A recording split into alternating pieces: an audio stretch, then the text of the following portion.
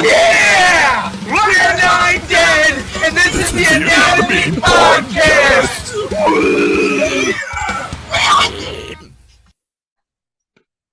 Recording in progress. All right, so currently it is 6:04 p.m. on the 26th of October. This session, I would argue, is about a month in the making, just because since I saw the track 115 featuring Donovan from Waking the Cadaver, I had the absolute intention of hosting Nine Dead, a deathcore project, a deathcore band, a 5-piece deathcore band from New Jersey, on the podcast. And that is exactly what we are doing here tonight. But not only that, but we have the amazing opportunity to help these guys push their new self-titled album, which is coming out next week, Friday, November 4th, alongside the Archaic Epidemic and their EP Carnivorous Diadem, Ingested's Ashes Lie Still, and Dayseeker's Dark Sun. It is going to be a packed Friday, and to be honest, I won't have access or the time really to be listening to all 5 of those albums, record front to back sessions, and then fly the next morning at about 6 a.m. That's just not going to be a thing, but we'll do our best. So we have here 3 of the members from Nine Dead. Is like the 3 of you gentlemen, right? Everybody's here. Yeah. Yep. Mm-hmm. All right. Yeah. Just double checking. All right. So we have 3 of the members of Nine Dead tonight. And that can only mean one thing, that if you guys enjoy the podcast, or if I deem it worthy, if I deem it applicable, basically there will be a part 2 also including the rest of Nine Dead. So for those of you who are more than familiar with the podcast formula, we have the first half, which basically acts as the closest thing I can do right now, without actually physically being there in person with these gentlemen, to a documentary. We try to invoke and parallel the quality and level of promotion of Brand of Sacrifice's Lifeblood album premiere, because the energy behind that video, that's what started it all. And if you guys want to learn more about the podcast origins, we actually did our first crossover episode recently with Jade of the Musical Misfit podcast, which is really cool. But again, the first half is going to be for the people. We're learning their story from the earliest point on that they decide to disclose to us. We'll be plucking 5 of various categories off of them, 5 of their favorite bands or albums, or even philosophers. Maybe they have a family member that helped them become a musician and really enforced and supported that type of lifestyle that got them into doing what they do. And that will be the first half ultimately. The second half, well, we're going to be asking the questions you guys would be wanting to ask in person. And maybe there isn't the time or the energy, or there are so many people there already demanding time with Nine Dead. So then we ask the questions like, oh, what does the band name mean? Or like, basically, what's going on with this new album? And we will also have the opportunity, if deemed worthy by the gentleman, to dig under the skin lyrically, track by track, of the upcoming full-length record, which we always like to do when it is authorized on the podcast. And then basically we'll just be bugging them about what they happen to have going on for the rest of the year and going into next year that they are able to disclose. But to get elementary level real quick, get caveman level real quick, how are you gentlemen doing tonight? Great, good. Yeah, feeling good. Good, absolutely, sweet. And that's always a great start, is when the vibes are just level, and you know there weren't any miscommunications, which have happened in the past before, but mostly due to massive time zone differences, as we have been able to jump across the world really and reach over to Malaysia, Australia, Spain as of recently, Germany, Prague, and plenty of other countries, which has been an awesome opportunity. And to say the least, shout out to all those bands who have allowed us to host you and tell your story on the podcast, because that's been an absolute treasure. And I never thought I'd be able to do that. But kind of moving to the present, 6:08 p.m. now. Basically, whoever wants to go first may. But basically, from the earliest point on that you're willing to tell us how you got into music, what was that spark? Like, I need to become a guitarist, or I need to become a bassist or a drummer, whatever your role is. But of course, first of all, tell us your name, please, your position in the band, and then we can get into the documentary level, just like how long have you been doing music, all that type of fun stuff. But anybody who wants to may take the reins and go first. I want to go last. You want me to- You can go. All right, my name's Chris, and I play bass. I guess I got started when I was like 12 or 13, just listening to old tracks of my dad, like jamming the jazz records and stuff, and then it just kept growing from there. I'm Kopfle. I'm the drummer, and I guess probably when I was really young, over spending time with my dad, I would always like, we would listen to music together, and he would show me a bunch of stuff. And my dad was like really into all different types of like either whether it was heavy metal or Beastie Boys or anything like that. So I pretty much got a lot of that from him. And my mom, like, she raised me pretty much on hair metal, so like it's always been. But and my stepdad, Incubus and stuff like that. So I've been around music a lot. I think around probably, I don't know, maybe I started playing bass for a little bit, but then after the Disaster Pieces DVD, seeing Joey's drum solo, that's what really made me want to start playing drums. So that switched that all around for me at that time. Absolutely. Oh yeah, I'm Jonathan Stauffer. I play guitar in Nine Dead. Earliest memories, music-wise, like second, third grade. I have an older uncle who's like 10 years older than me, and he was always about like Metallica and Megadeth and Slayer, and it was like 1992, 93, the grunge era and all that stuff. So, music was booming for him. So he, I always went to his room and played Super Mario or whatever on SNES. In the background, I would always be music, jamming, vinyls, jamming. I remember looking at the Kill 'Em All vinyl and being like, what is that? Is that a hammer or an axe? What's going on here? And, new metal, dude. Korn, Limp Bizkit, the late 90s, it just took. I was like, what's this? I never heard this before, and said I want to do that. And ever since, that's what I've been trying to do. Yeah, no, that's awesome. And what's really cool is for the first time on the podcast, we have like all three of the dudes on screen, on camera per se. Woo, on camera. And they all had. Does it look good? Like, does it sound all right? Yeah, everything's all good to go. So, right. But everybody in session per se has had and has been involved with music for quite some time, because I mean, even last episode we had a gentleman who kind of got inspired to get into just vocals later on in life, and of course he was already listening to music and stuff, but actually jumping into his practice, his craft, that ended up happening later in time. And still, I mean, the vocalist Fernando from Bone Carver, he does what he does, and he does it like a boss. He has like one of the biggest fucking silver nose rings, like bull rings I've ever seen, and it just works. Septum, yeah, it's crazy. It's crazy. I kind of want to get one of my own. But as we kind of dig a little bit more deeper, basically whoever wants to, you've kind of given us a quick overview per se, which is good. It's really healthy for those who like, kind of TikTok mindset, just wanting that just quick summary. That way they can move on.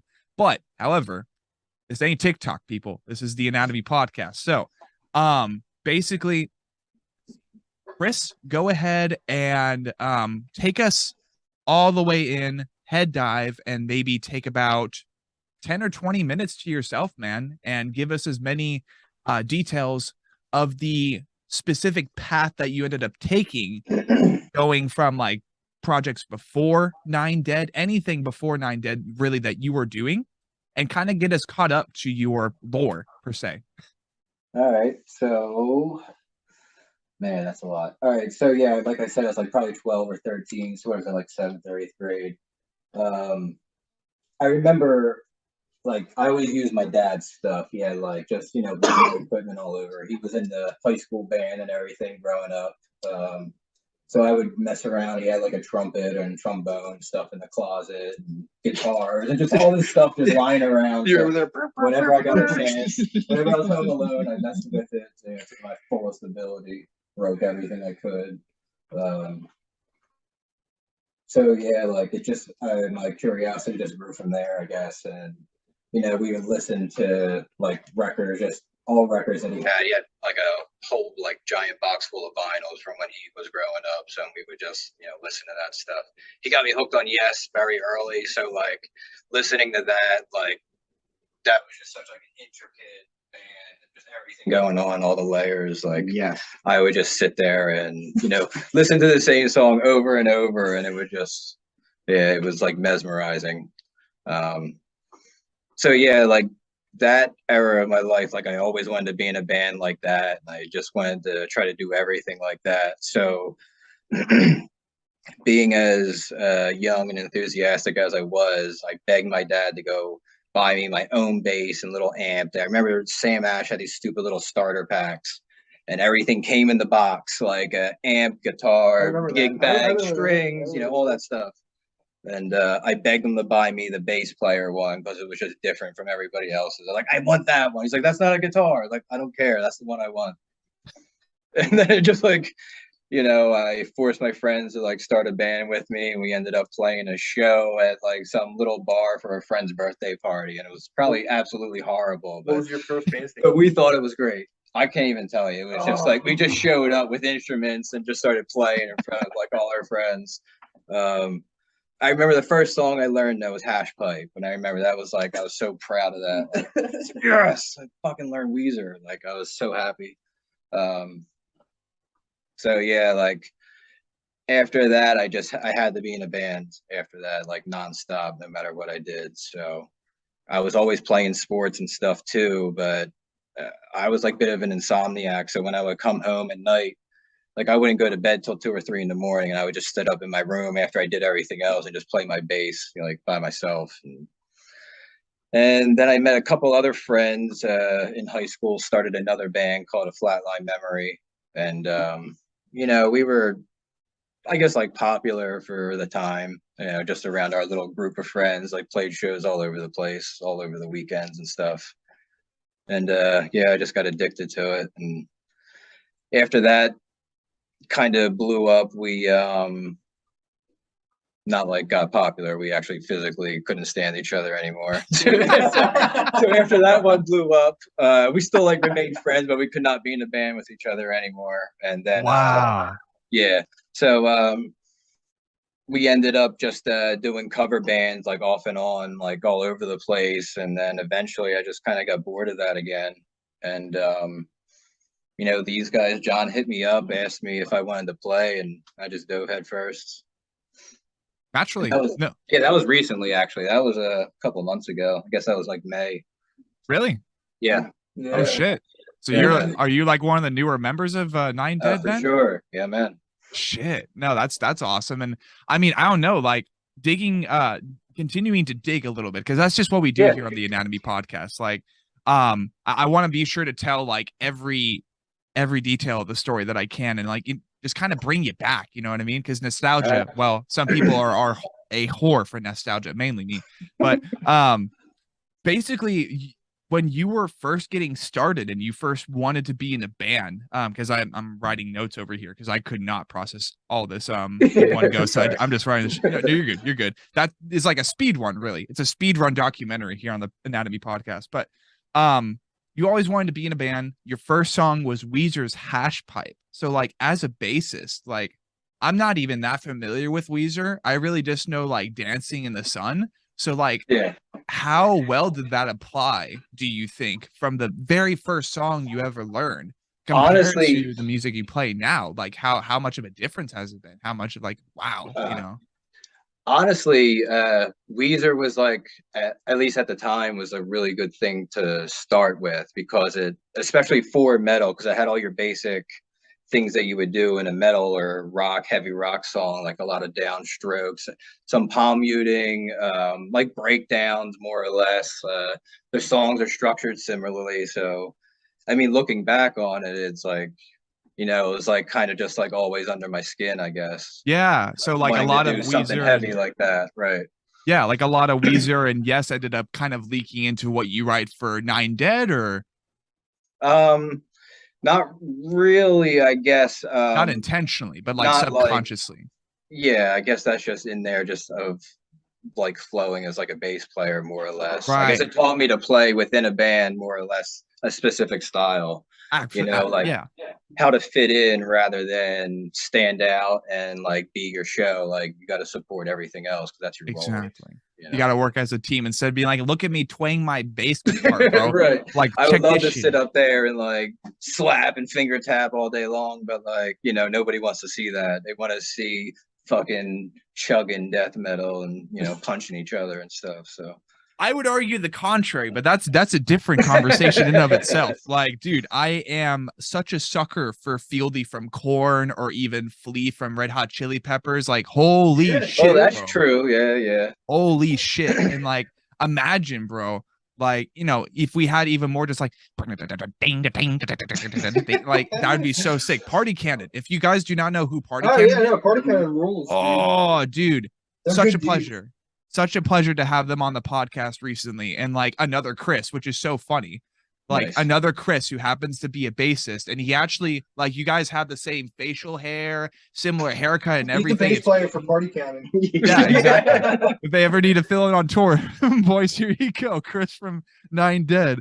But you mentioned also, I want to talk about Flatline Memory. But first, I want to talk about like how you were into sports for a little bit too, because interviewing bands as of recently, including Bone Carver, a band from Madrid, Spain, which, you think of Spain, you're like, oh, soccer, woo, or football. So like what sports were you involved in? And like, how deep did you end up getting into sports? Or was it just kind of like, mandatory? It's a school thing. And, other than the time I'm already like obligated to, like, fuck sports. It's all about the music. Nah, man. I love sports. I loved everything. I played everything. Oh, wait, hold on, boys. It seems the audio cut out on your end. The audio on your end cut out. I have no idea. I'm sure we'll figure it out. 3. Okay, I can hear you. Nice. Okay, so Chris, what were you saying? Yeah. We were pretty caught up. Basically, the only thing that was cut out really was just you talking about the sports. So. Oh yeah, so yeah, I loved everything. I played everything growing up, like baseball, football, basketball. I did swimming in the summer because we had a local swim club. So yeah, I loved everything. Lifeguard baby. City lifeguard boy. Yep. Yeah.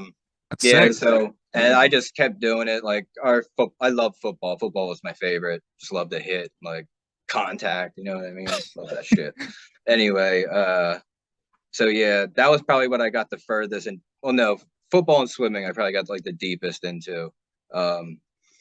Swimming I think kind of helped me for like band things actually, because it's such a you're on such an island, like by yourself when you're like swimming on the block. Like you're basically like butt ass naked up there in your Speedo, fucking standing in front of everybody, getting ready to go. It's just such a nerve wracking thing. And everything is on you. Like, everybody's screaming at you. It's just up to you. If you fuck up, it's all your fault. Like, so like that kind of prepared me early on to like be in front of people and like take that responsibility on, I guess, a little bit. No, that's awesome, man. Yeah, like and then football kind of was like really more of like a discipline thing that like instilled like practice habits basically. And I did that since I was very young, like 7 or 8. So like it was just every day you fucking practice no matter what. Like you hurt, shut up, go to practice. Like, it don't matter what's wrong. Like your finger's broken, shut up, go to practice. Like this is what you do. So you don't need your fingers to you don't need your fingers to tackle, boy. Like tape it up, shut up. Stop crying. No, that's really cool. But yeah, it forces you to do that other stuff in your life that you don't want to do, like even something as stupid as like you're a kid, like brushing your teeth, like instilling that every day, like instills those things everywhere else in your life. So exactly, man. All that stuff bled over into what I do now for sure. Awesome. Yeah, no, that's incredible. And like what like whatever it happens to be, that's the reason we ask those type of stories. Is like people are like, what is your motivation for just like continuing to play bass? Like, you know, after all, you're not the front man, because some people have front man syndrome. So they're like, you're the bassist, man. Like what keeps you going every day? Football and swimming, or at least it used to be. What's bass? Like I used to rock a Speedo pretty well. That's what I'll say. Exactly. So like there's just that pendulum still swinging in the back, so something's got to take a spot. You have a photo of it? Exactly. Yeah. You got like a metal. I still have. You won't play it Halloween. What, my Speedo? I wish I could still fit my Speedo. It's official. It's probably more of a G-string now. So. Yo, rocket. Oh my god. That's fucking amazing. So kind of like getting away from less embarrassing details about Chris's life. We talk about I want to talk a little bit about Flatline Memory. Mainly like I'm curious about the genre that this band was, because you're like, it got pretty popular, and then, you know, a whole bunch of friends were like, oh, fuck you. Yeah. Well, it was like 03, 04, I guess, and we were like, you know what, we were kind of like coming out the same time as all them bands got really popular. We like just missed that edge, like when Hawthorne Heights and like the U's and all them guys got popular. Like we were like of that similar style, I guess, that emo rocky, but still had like the breakdowns and stuff. Yeah. And we were young too. We were like 14, 15. So like we weren't ready to be in a spotlight like that. But you know, we were pretty good, and you know, we had a decent like local following and stuff with everybody. So yeah, no, that's awesome. We had a lot of fun in South Jersey. Sweet. House parties, you know, all kinds of stuff. It was great. That's awesome, man. And it's really cool to look back on that, because, you know, any chance that, you know, if Nine Dead what like in the future or even beforehand, were you ever like, I wonder if like going back to something like Flatline Memory could be fun today? Like was that ever a thought, or even like, I wonder how it would be to be a full-time athlete or a full-time lifeguard, you know, that type of thing. Like, what are your thoughts on that? I would definitely love to play in the NFL. I would have been sick, but yeah, I wasn't fast enough for that shit. Let's go.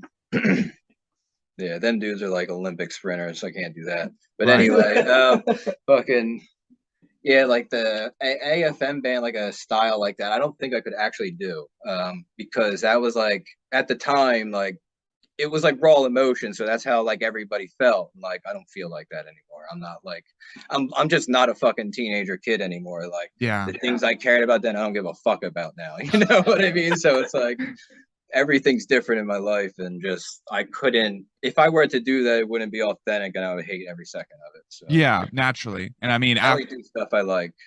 Right. No, that's I mean that's how you do it, man. If you're not really into what you're doing, then eventually you will have a burnout that's a little bit more detrimental than like a normal burnout of just like overdoing something. Yeah, it's exactly. Not fair to the guys you're in the band with or yourself. So right. So as we kind of like rewind and like kind of forward to the present, you were talking about how you first got introduced to John in the middle, right? Your name is Jonathan in the middle? John. Okay, well, just there's two Johns. Yeah, the Jonathan and John. Yeah, we all go by like our nicknames, which are literally like our last names. So he's Kopfle, that's Cuz, and then I'm Stauffer. Everyone just forever. It's like a little kid thing, like a football coach, like, "Hey, Cuz, come here!" Like, "Hey, Kopfle, come here!" You know, it's the same thing. It's like since we've known each other, since they've known each other, they can go back and met in history because they're like high school. Elementary school, city, they grew up in the same area, so right, naturally. So, Chris, you were talking about like how you got introduced and how you and Kopfle first like started getting into all the Nine Dead stuff, right? Well, so the Nine Dead stuff, that basically just came up out of nowhere. But I guess I must have met him probably like freshman or sophomore year of high school. Right. You know, and I always knew him as a drummer, basically. There was some metal band that you and your friends were involved in school, and I remember I like just go over and check them out and play. And it was your friend John Mahoney and all. Oh, The Departed. The Departed. There you go. So I remember checking them out all the time. And this drumming on that's incredible. Yeah. He's like 15 years old. And then yeah, we're just general acquaintances and stuff. I would catch them out at shows sometimes. I remember you guys played at Jack's Bar once or twice, and I would like live right around the corner from that. So I would like go and check them out there. But yeah, he basically just kind of hit me up out of the blue, and it was like perfect timing because I had just been like crying to my wife about how I didn't feel like doing the cover band stuff anymore, and it was like getting boring, and he was just out of nowhere, and he was like, "Hey, you might want to come out and see if you like playing with us." And I was like, "Yeah, sure, fuck it." Right. And I actually heard the stuff. I was like, "Oh, that's pretty gnarly. I gotta get over there." And then yeah. And that was what that brings us to about a couple months ago, or yeah, that was like the beginning of May, I guess, or yeah, around then. So sweet.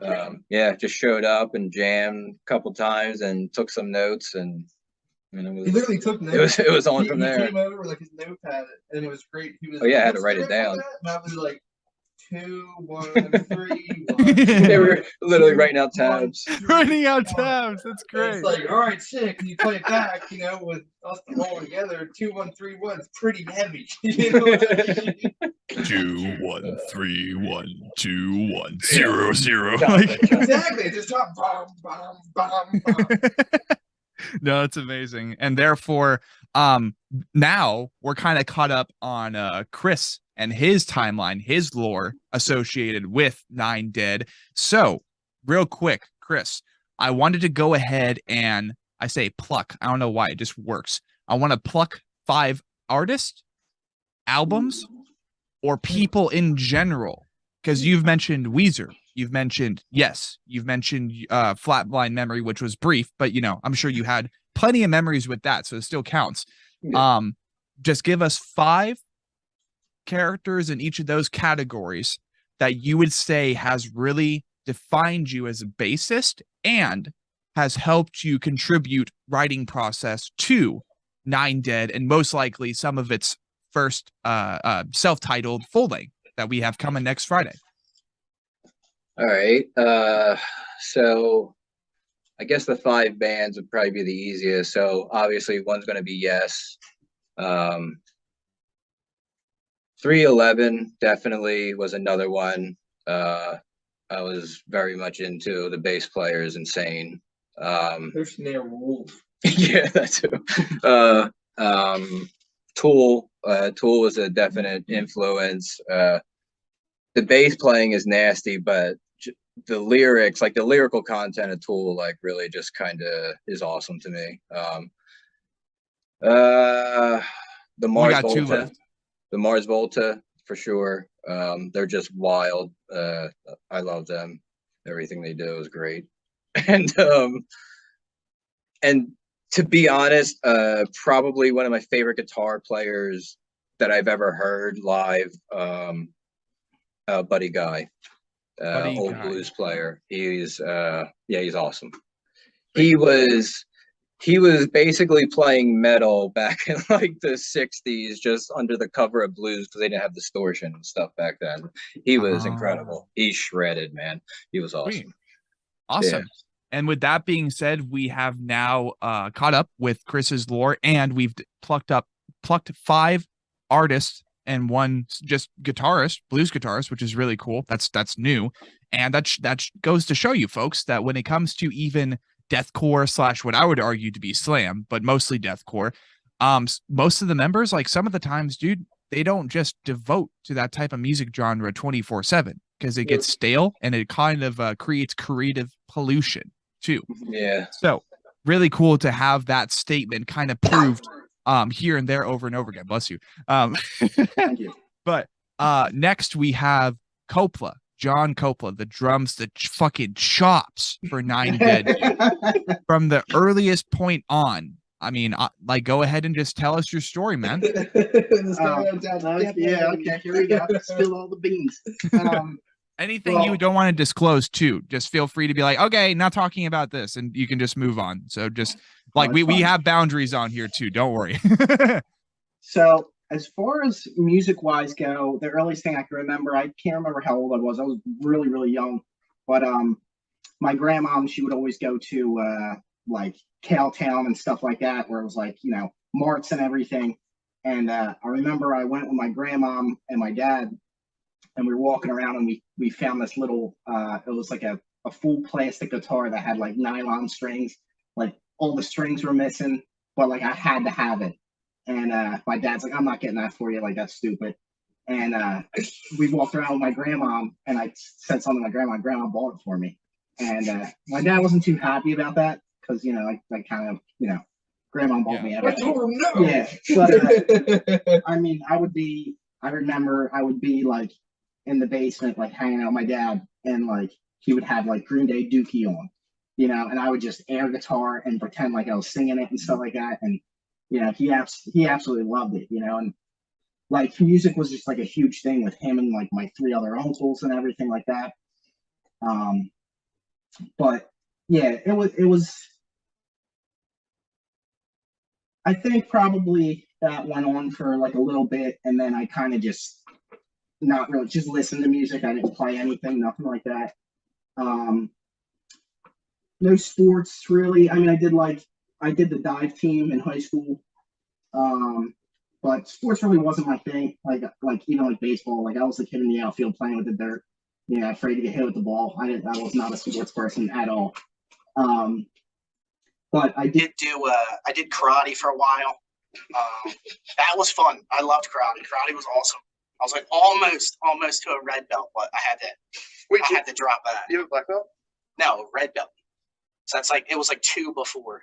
Yeah. But I had to drop that because, you know, I fucking sucked at school. So that got canceled. But yeah, and then, you know, I bought actually my first bass, which I think was actually cousin this buddy that I had, and I started learning that. I remember like right where the bridge is, you had to put cardboard on there because there was dead notes all over it. Like it was beat up. I lost one of the bridge saddles, so I used rolls of paper, cardboard, or even like speaker wire anything that would fit in that slot to hold the string in place.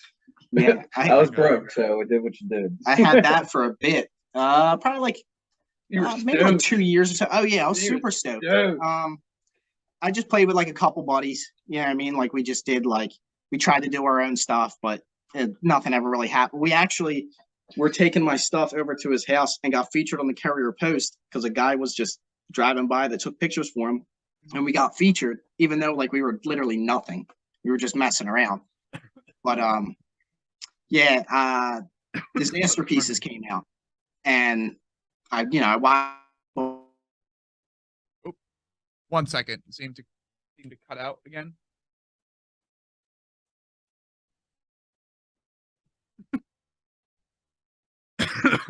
Not yet. Nothing yet. I noticed it has been like changing like levels of hearing. So sometimes yes, I can hear again. Awesome. It's probably just the Wi-Fi. Yeah. Right. Connection is unstable. Yeah, it keeps saying my connection is unstable. I'm like right next to the router. The router is like behind the laptop, so I don't understand. It's because you haven't upgraded to 5G, huh? Yeah. Thanks, Xfinity. Shout out Xfinity. It's all about the 5G. But anyways, Kopfle, you were saying.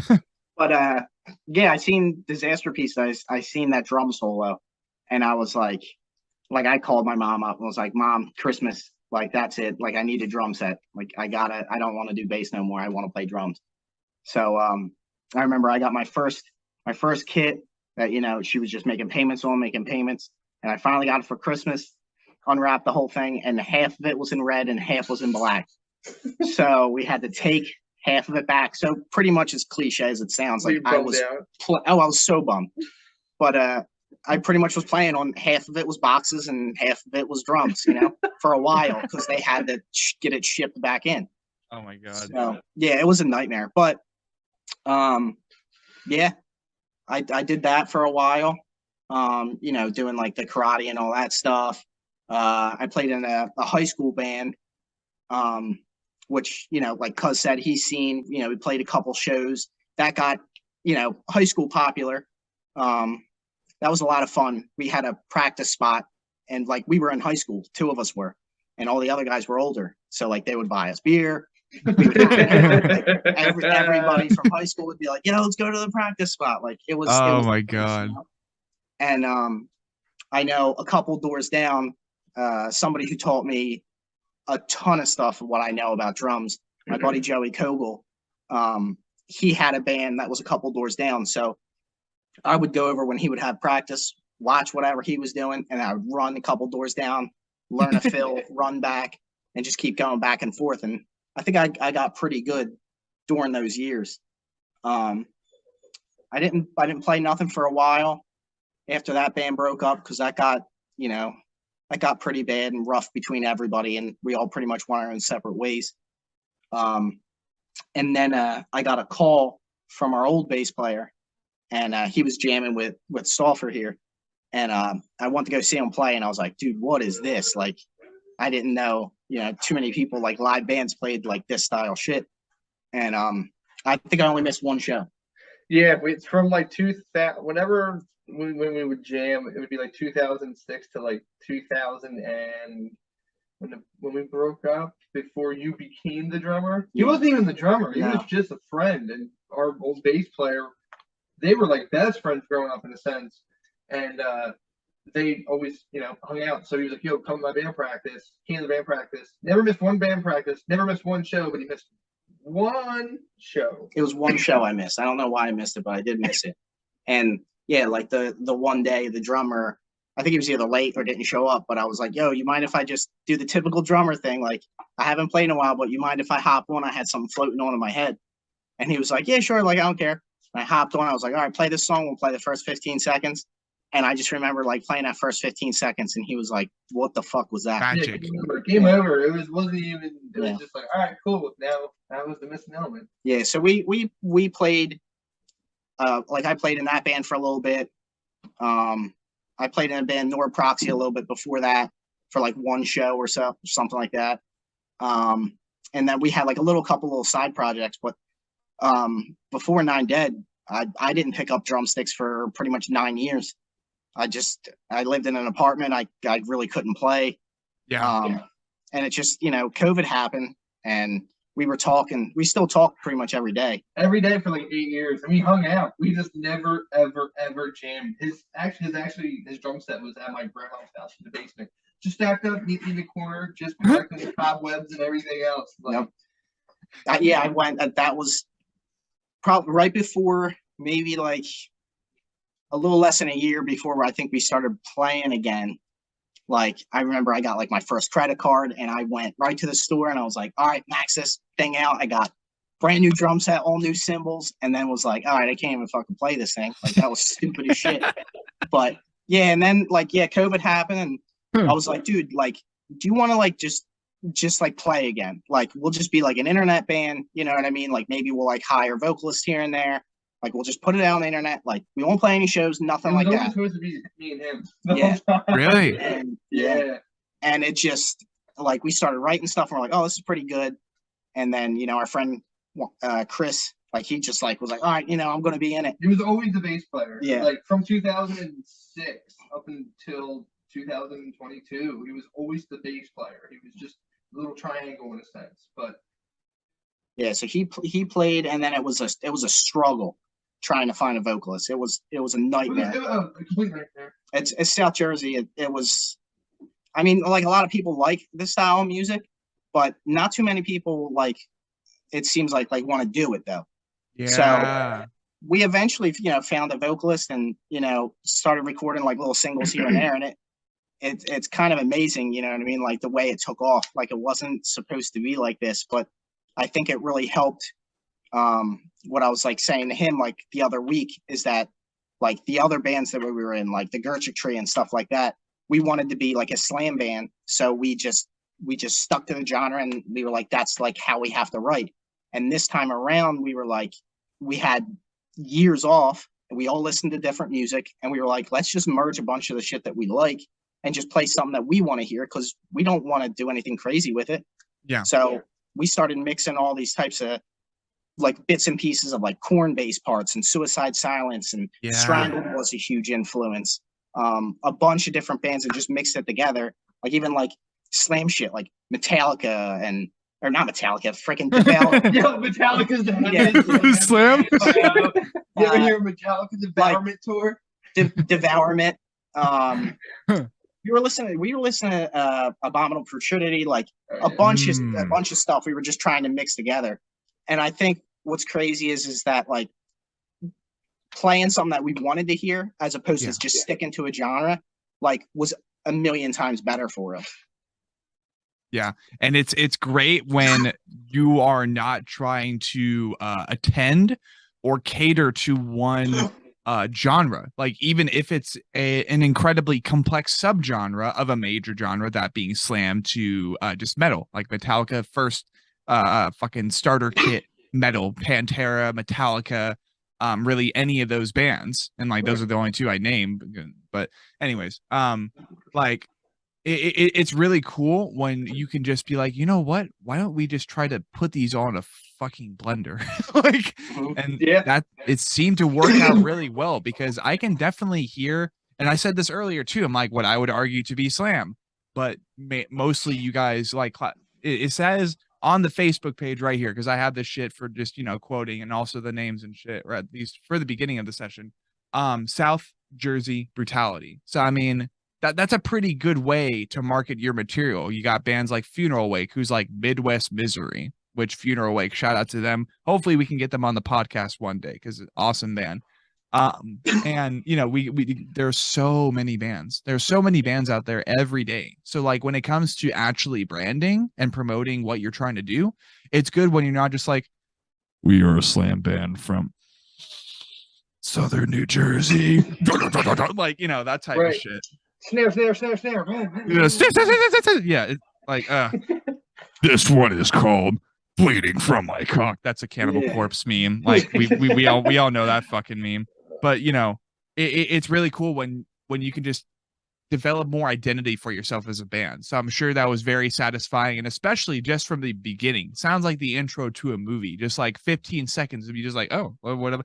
Everybody's like, Kopfle, you fucked that set up, boy. Let's make music, you know, just intro credits and just, bet you're wondering how we got here. Because we're not dead from Southern New Jersey. You know, like all that fun stuff. It's great. It is the starting of a great film. It's the starting of a great story. And I mean, that's what we're here to tell. So I mean, I'm glad that we're getting more and more pieces of this massive film, per se, as you guys are getting ready next Friday to release your first full-length record. And I mean, it's got slam written all over it, but as far as I'm concerned, musically, it also has plenty of other genres in it, which is always really fresh and really cool. So as we're kind of continuing to learn, but also rewinding just a little bit, I definitely wanted to make a comment about like how you were mainly learning drums and your buddy Joey Kogel and stuff. I was gonna make the little joke earlier, but just like this dude's making the freaking pacer test, just like the Fitness Gram pacer test. You just like learning each of your drum parts, going back and forth, man. Like you didn't need to be on a sports team. You were getting your cardio and just running back and forth, learning this shit for real. And it's so fun. I'm sure it's incredibly hilarious to look back on that, just like you just trying to speed run drums, actually speed running drums. And it's like I can only imagine that compared to back then, and compared to the you said, what was it, an 8-year hiatus that you weren't really playing? Years. Yeah.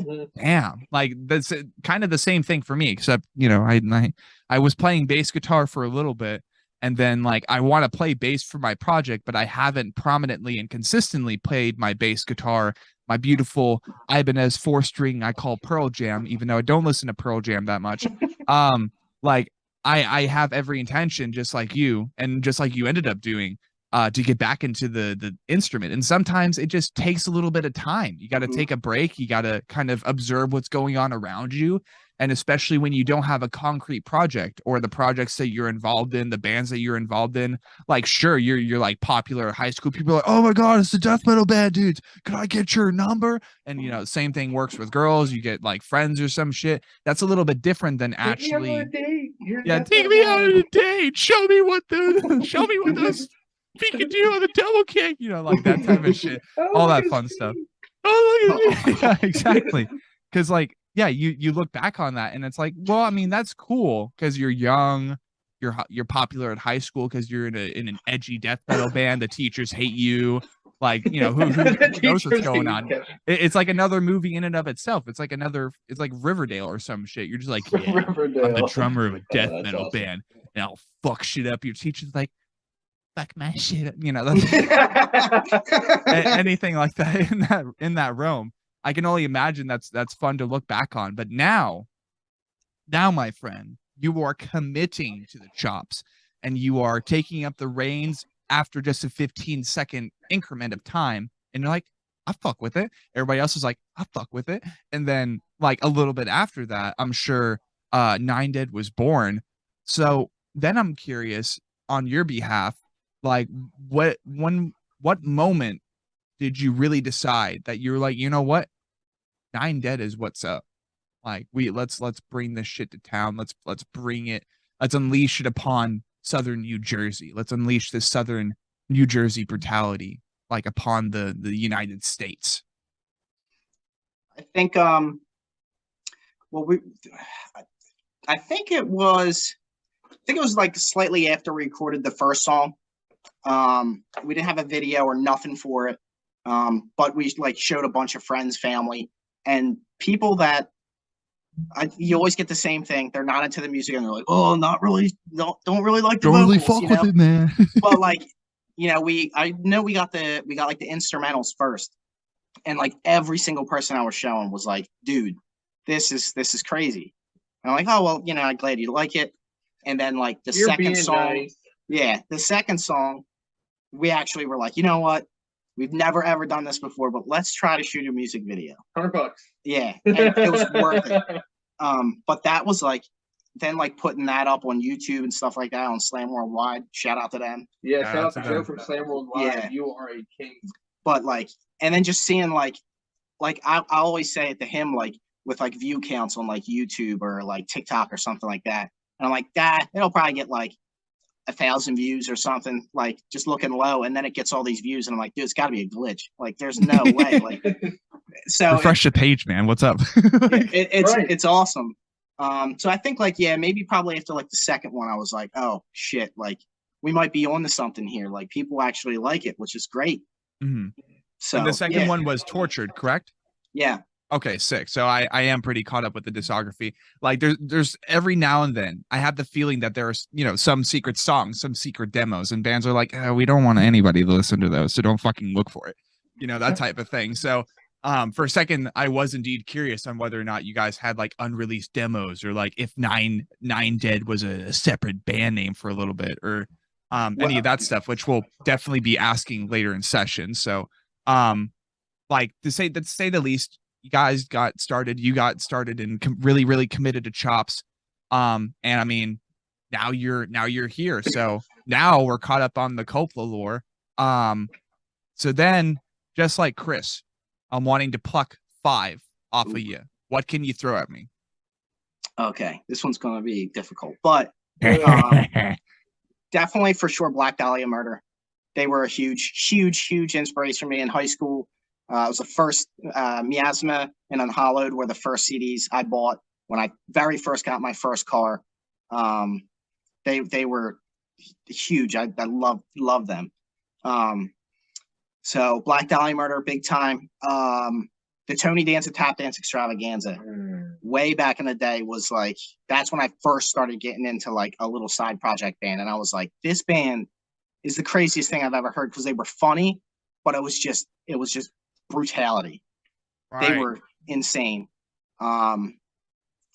Has to be Waking the Cadaver.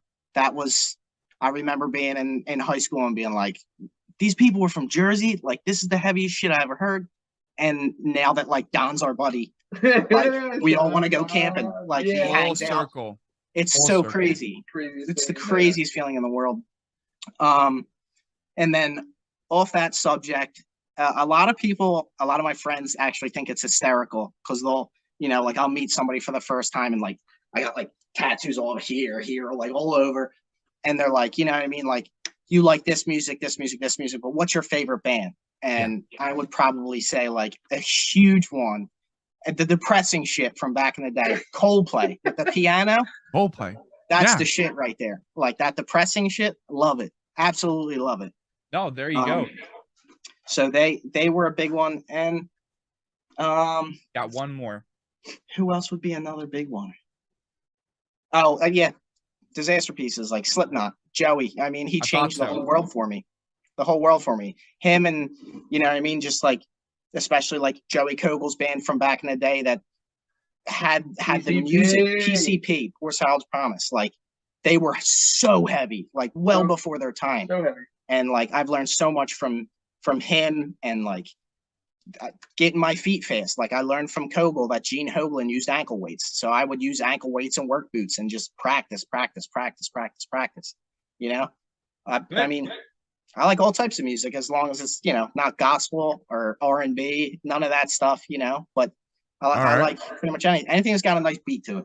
Yeah. And I do appreciate too, a drummer that's into like more kind of like darker and, you know, depressing, but not like, you know, just depressing because it's heavy or depressing because it's doom metal, like Coldplay, bro. That's cool. I like that. That gives you some individuality and what, like, I'll definitely have that in the back of my head, just like Coldplay, drummer, Coldplay, you know, that type of thing. It's cool. I like it.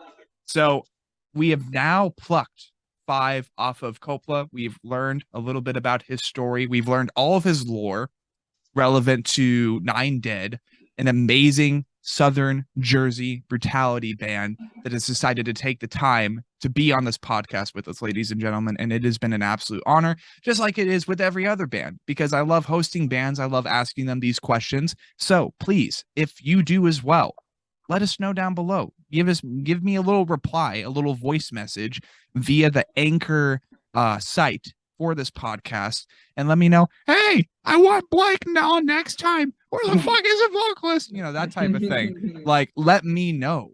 That way, I mean, I'm gonna do it anyway, but also it would be cool to know, like Thor Ida from Planet Killer, who decided to comment on the Null Existence episode. Shout out to you. That was really cool to finally see someone providing feedback on the podcast.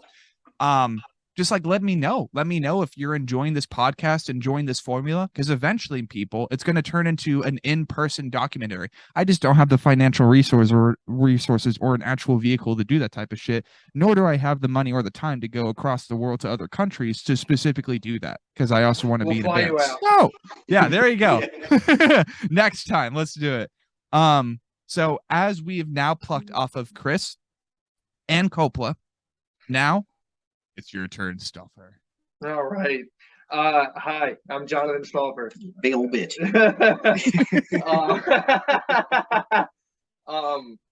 Okay, yeah, I play guitar for Nine Dead.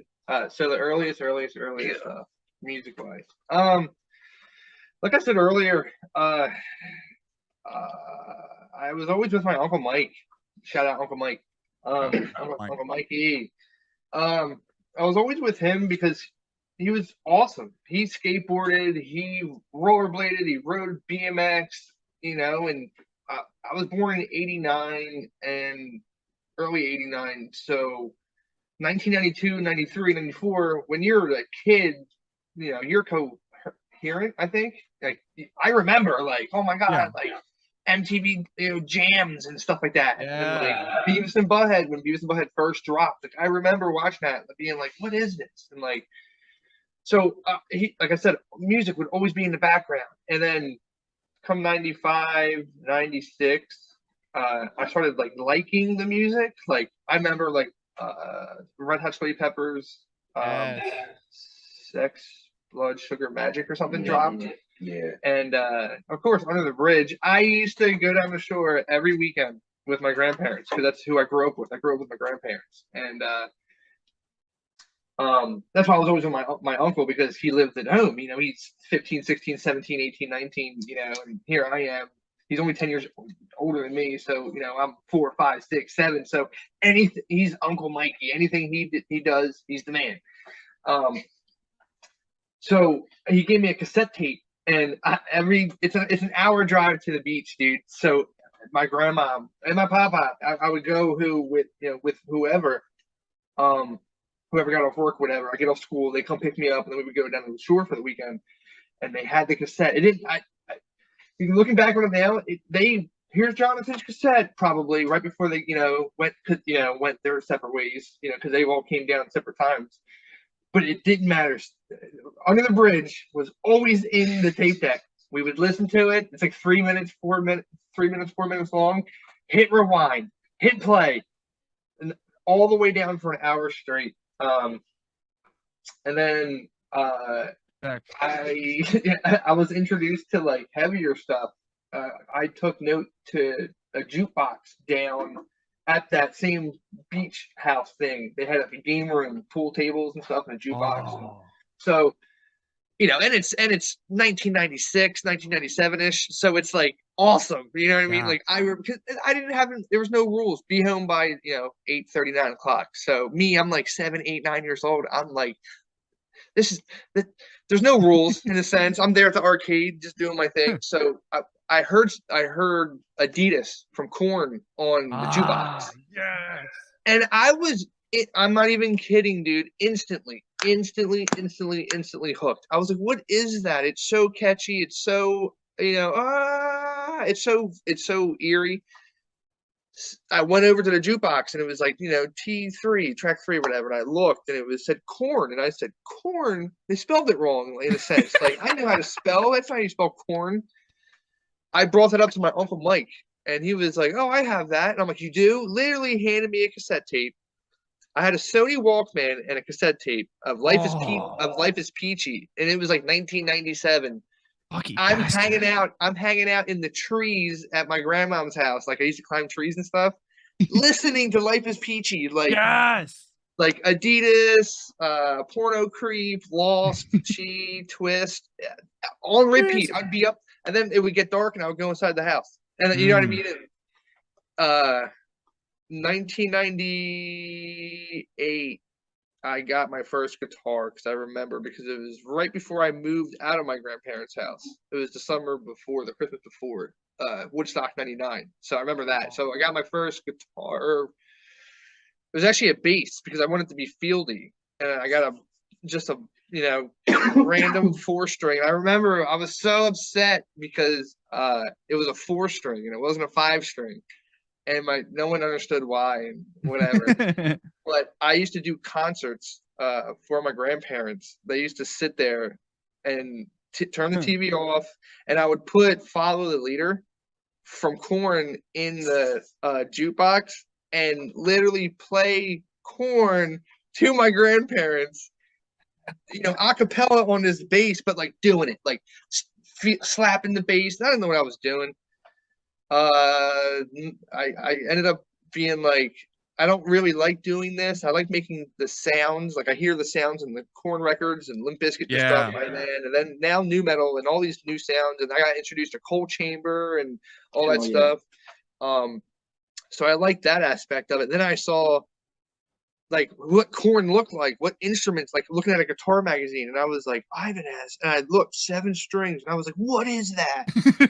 So we can't get you that, but we'll get you a Stratocaster, a Fender. So I got a Fender the next year for Christmas, and I didn't really care too much at first. I was just like, I didn't care. I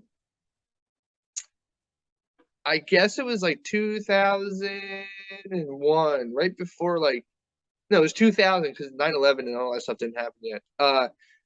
That summer going into middle school, that's when I just said, you know what, I'm just going to play guitar. So when everyone went outside during summer and everything, I was on 56K dial-up on tabcrawler.com. I remember the website.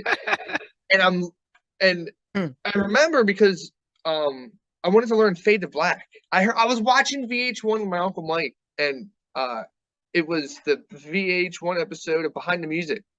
And it was like a real serious part. James got like blown up by the pyro or whatever. So, but the song behind it was the acoustic, the intro to Fade to Black. And I was like, what? Like, I want to play that. Like now I know Korn and all. I've been listening to Korn for so long, and like Red Hot Chili Peppers and all this funky, real groovy stuff. But then I heard Fade Black and then the solos, and I watched these rock stars on VH1 behind the music, and I was like, that's what I want to do. I want to headbang, but I wanted to go. So I sat there all summer long, and the first song I ever learned was Fade Black.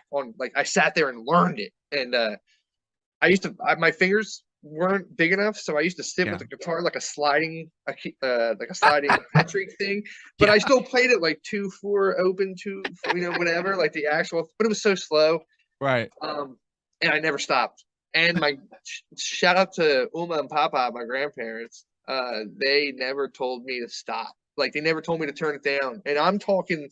I used to have like concerts to myself out in the garage, like cranked little baby amp, cranked so much feedback, and I just kind of knew how to play Fade to Black, so I would just play Fade to Black in the garage, outside, neighbors, everything, door open, just as loud as I could. And I'm sure people were like, "What's that kid doing next door?" Like, why is he so loud? Tell him to turn it the fuck down.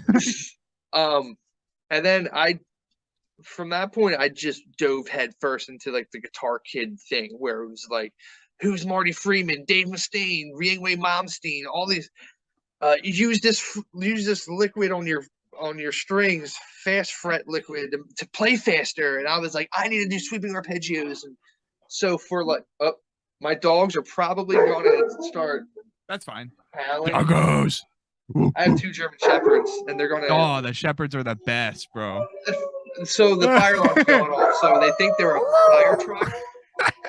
I'm so sorry. Oh my god. You're fine. Hold on. You want a drink or something? A cup of water? I'll go ahead and pause it until the. All right. Yeah. Thank you. All right. We thought the doggies would be a lot longer, but apparently not. So no, you're fine. I honestly don't mind, as long as it doesn't sound like they're actually ripping each other apart down the street like my neighbor's dog. No, they just think they're fire trucks. They're just trying to help. In that case, every dog thinks they're a fire truck, and I validate that as long as it doesn't go on all fucking night. But you were saying, Stauffer. Oh yeah. So 7th, 8th, 9th, 10th grade, dude. I just went full force, like learning as much as I possibly could. And there was no YouTube at all, in a sense. Like, my God, I was not like it was now. No, not at all. So if I wanted to learn, Hanger 18, I'm in 9th grade learning both parts. No one in 9th grade at my high school that I went to was doing it. People play guitar, people play instruments, people are great at what they do. Yeah. But no one was playing metal. No one, and I was like basically like, oh, Stauffer's the guitar kid. He does, the solo. Stauffer. But so like I don't know. It was like I forget. 10th grade is when I like took notice. Like I am the only person doing this. Like I would love jamming with people. I always want to jam with people. So I would jam with, at that point, no one wanted to do what I wanted to do in a sense. So I'm then at that point, I'm like, what's everyone listening to right now? And it would be like Under Oath and like, and this is like before like Deathcore really took off. So like, even though like I'm all about like Dying Fetus and like death and like Pestilence and Cancer and Malevolent Creation and all these like awesome death metal bands that are like God tier, everyone else is listening to like Under Oath and like Hawthorne Heights and like stuff like that. So I was like, all right, I get it, it's catchy. I'm gonna jam out to it too. Like the first Under Oath album or the second one, Cries of the Past or whatever, that's a really heavy track, or that's a really heavy album. So I was like, all right, I'll start doing stuff like this. So started jamming with local people. It wasn't until like right before actually high school. This is how me and him first met. Yeah. This is great. So we went to a show, me and my friends, senior year. We went to a show over in Philly, and it was Psyopus, CNX Tuesday, and Job for a Cowboy, right? And it's like at that point, MySpace is mecca. It's 2006, so MySpace is mecca. and so are the bands on them. So you're standing in line, you know, you see people from around town and stuff that are there too, like high school kids and whatnot, like acquaintances that you see in the hallways. Yeah. This one girl I know walked up and was like, "Hey, Stauffer," and I was like, "Hey, what's up?" And she was like, "I want you to meet my friend John."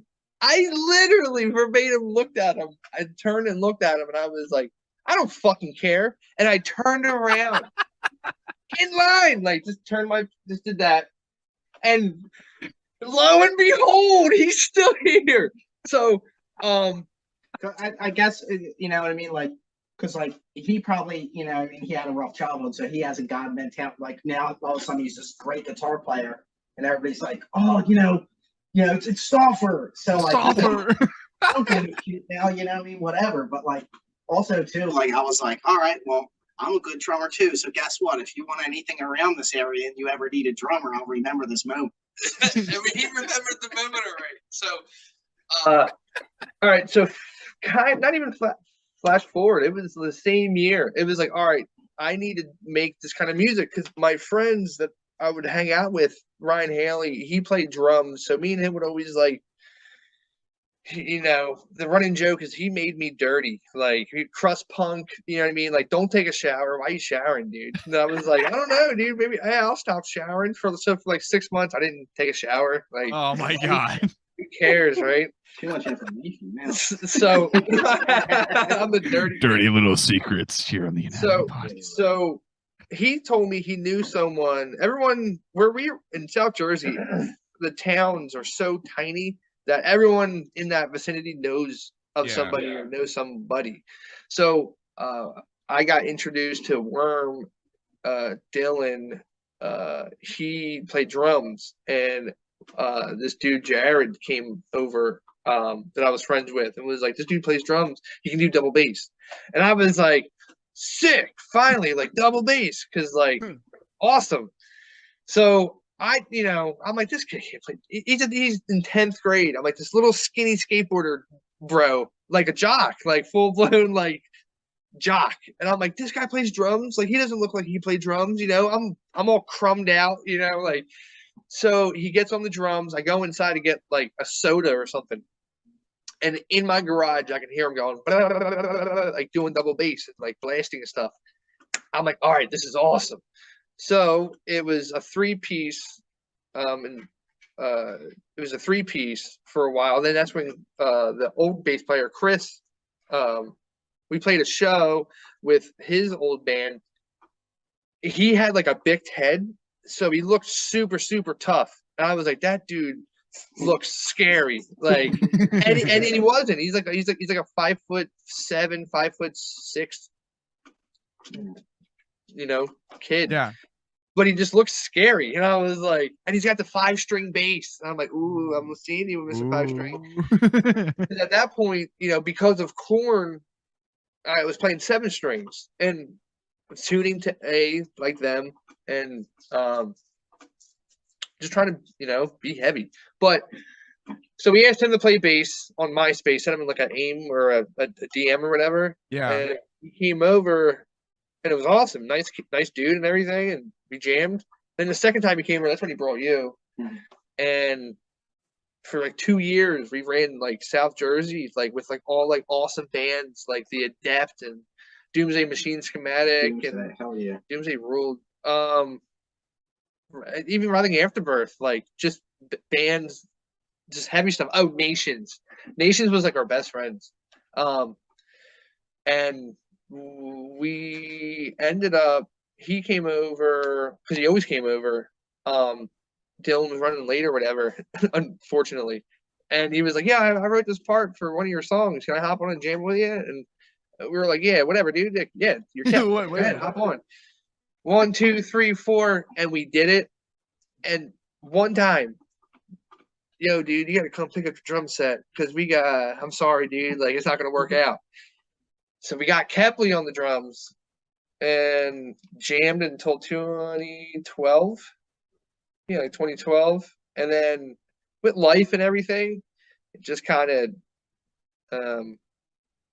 just got busy. You know, Yeah. everyone went their separate ways. We had a different singer and everything, but it was always me, Kopfle, and just work, cars.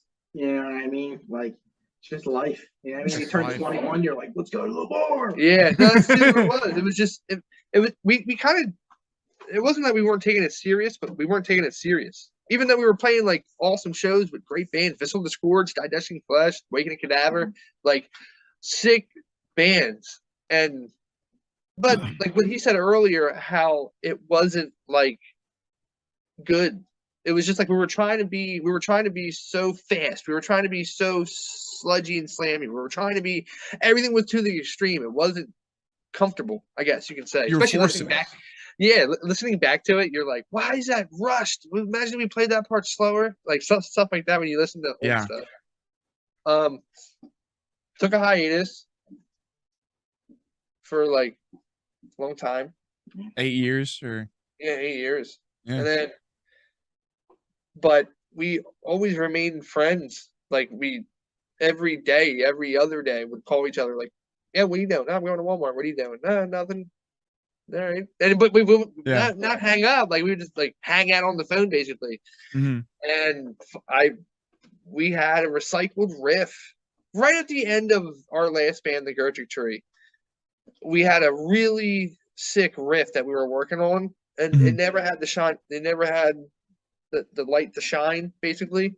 And that's Abysmal Stupor's beginning. That now that's what I've just been sitting on that riff for so long. And during COVID, I went out and I was just like, you know what? I'm gonna get the nicest Ibanez ever. Like for me. Like I don't care about like the Steve Vai universe. Like that's sick. Black and green, I get it, 7-string, you're the god. I want what I want. I don't like playing Floyd. I like playing fixed bridges, hardtails. It's just more comfortable. I'm just palm muting downstrokes. I'm just a strictly downstroke. Yeah.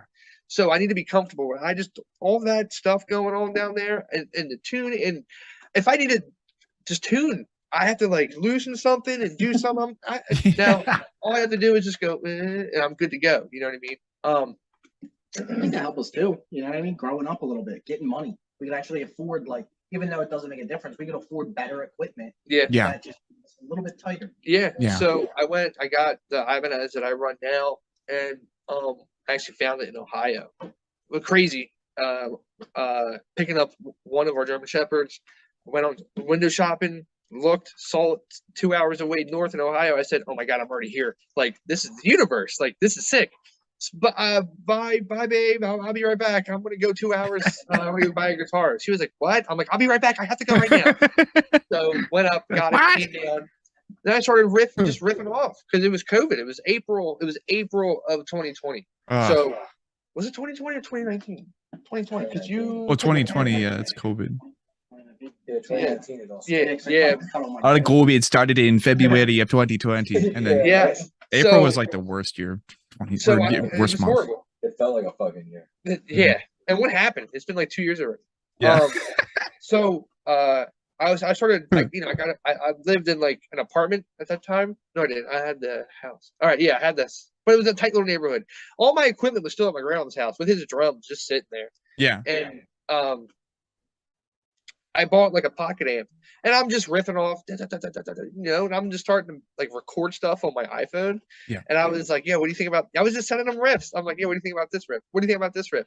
And I would send them riffs to the point where we were like, why don't we just jam? Like, let's just do it. Let's just set them up. The drum heads. Oh no, internet connection. Now we're good to go. Okay. Reset. Okay. Yeah. So we dusted off the drums, dusted off the amp head, dusted off the cabs, set it up in the garage like old times at my grandma's house, and just riffed away. And we were like, "What is this?" Like it clicked instantly clicked. I cannot, and I will never. I can't say never because I have, but I cannot write music. This kind of music I cannot jam without this dude here. We did it. Yeah. We had another drummer for like a month. Dan, shout out Dan. Dan is our coolest dude in the coolest. world. He's Visceral Disgorge's drummer. Oh. Ex drummer. He's the drummer on Ingesting for Trinity. So okay. He's in Delaware or Maryland, so he's like an hour and a half away from us. So he was like, "Yeah, I'll come and jam." So we did, and he's too good. He's like too much of a machine. Like he's too good. Like he's like Les Claypool. Like, all right, dude, like you're too good. Like Metallica, no. Kepley is just an alien. He just brings this weird groove that, because he grew up on the same music. Like That's what it is. Like Fungus Among Us from Incubus, Dave Matthews Band. Like those drummers, they just have a soul to them. David Silvera from Korn. Yeah, it's Buddy Rich, one of the greats. It's just you gotta have a little soul, a little bit of soul in there. And then here we and then here we are now talking to you. Yeah, immediately started. So, ladies and gentlemen, welcome back. This is a little bit different of a process compared to most episodes prior. For basically, we're integrating what could be part 2 into just the first part, because after all, 9 Dead and their new self-titled record is coming out on Friday. And now we have Blake here as well. They just got done getting some practice done, practicing their sets, getting nice and warmed up, nice and cozy, nice and sweaty. So basically tonight, we are going to be not only digging under the skin track by track of this full length and basically providing you guys, the audience, the context as the album comes out this Friday. And as I'm just flying off into the stars and going back to the blazing hellhole I call home. But also we will be learning Blake's story tonight, his legacy, his endeavors as a vocalist, everything. Like he's a tattoo artist. It's going to be a fun time getting this session recorded. And now that we have all the other puzzle pieces together, now we can go ahead and complete the puzzle and then go from there. So, gentlemen, I know you're probably sweaty and tired. How are you doing? Good. Tired. Good, man.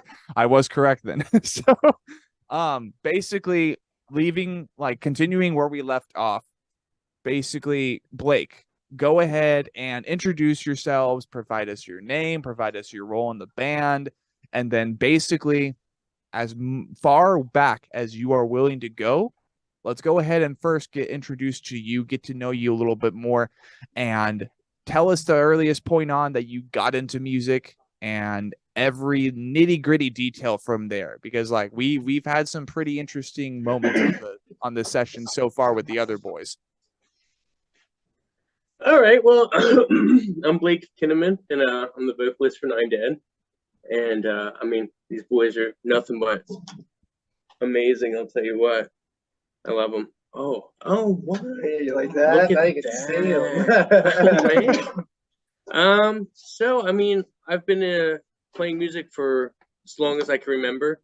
I remember when I was younger, like I'm talking elementary school days. I tried to play the drums, right?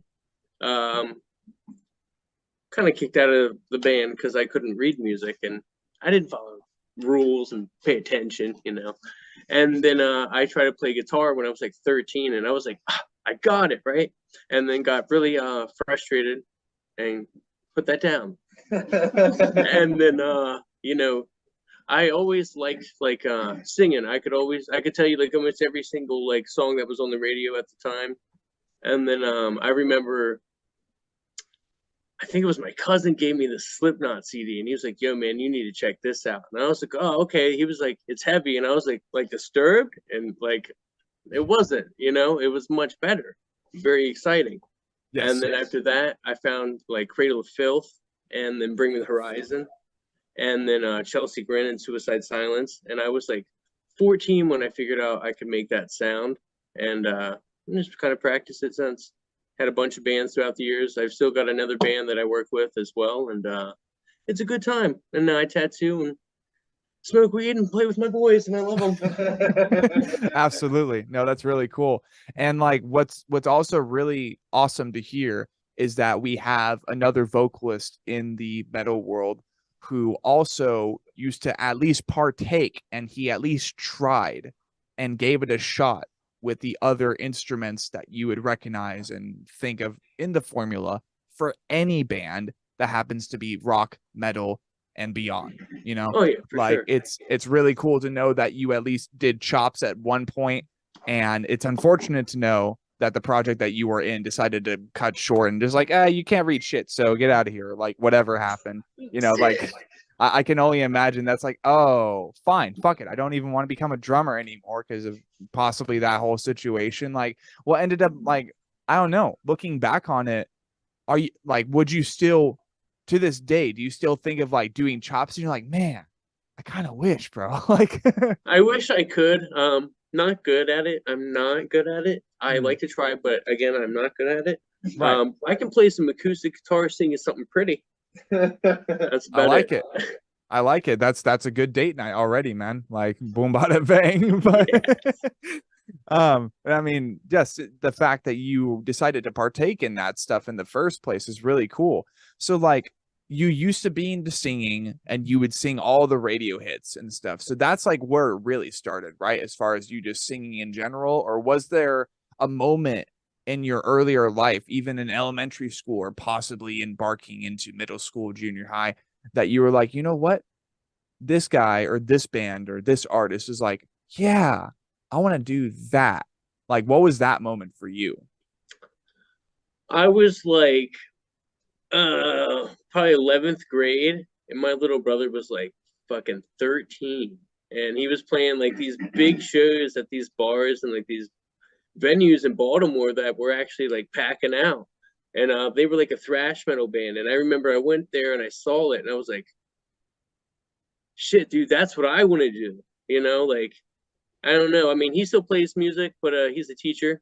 God bless his soul. You know, but you know, I kind of stuck with the music, and probably die doing that. Yeah, exactly. I'm with you on that, man. 100% as a fellow vocalist.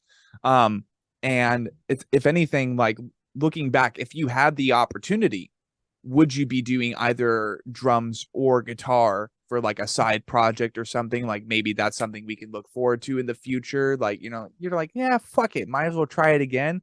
Like between those two, that's the better question. If it was drums or guitar that you had the opportunity, the time was there, you know, you didn't have anything obstructing your focus. Like between those two, which would you probably try to pick back up in the future? Guitar. I still dabble. You know, Right. I can do some stuff. I can play pretty, but it's like simple chords. You know, Right. You know, you kind of three-chord do the pop bangers. punk gig. Yeah, Yeah. that's Yep. exactly. And I totally spaced that off already. Look at me keeping track of time.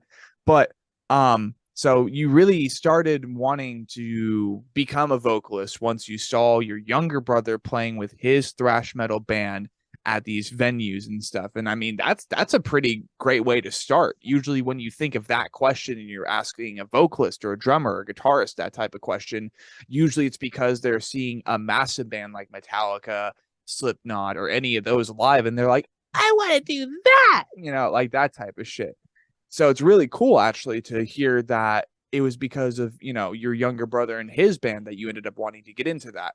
So as time is progressing, you're kind of like knocking out the starter kit, deathcore, new metal, death metal bands, and you know you're slowly embarking on this journey, and you're really kickstarting it.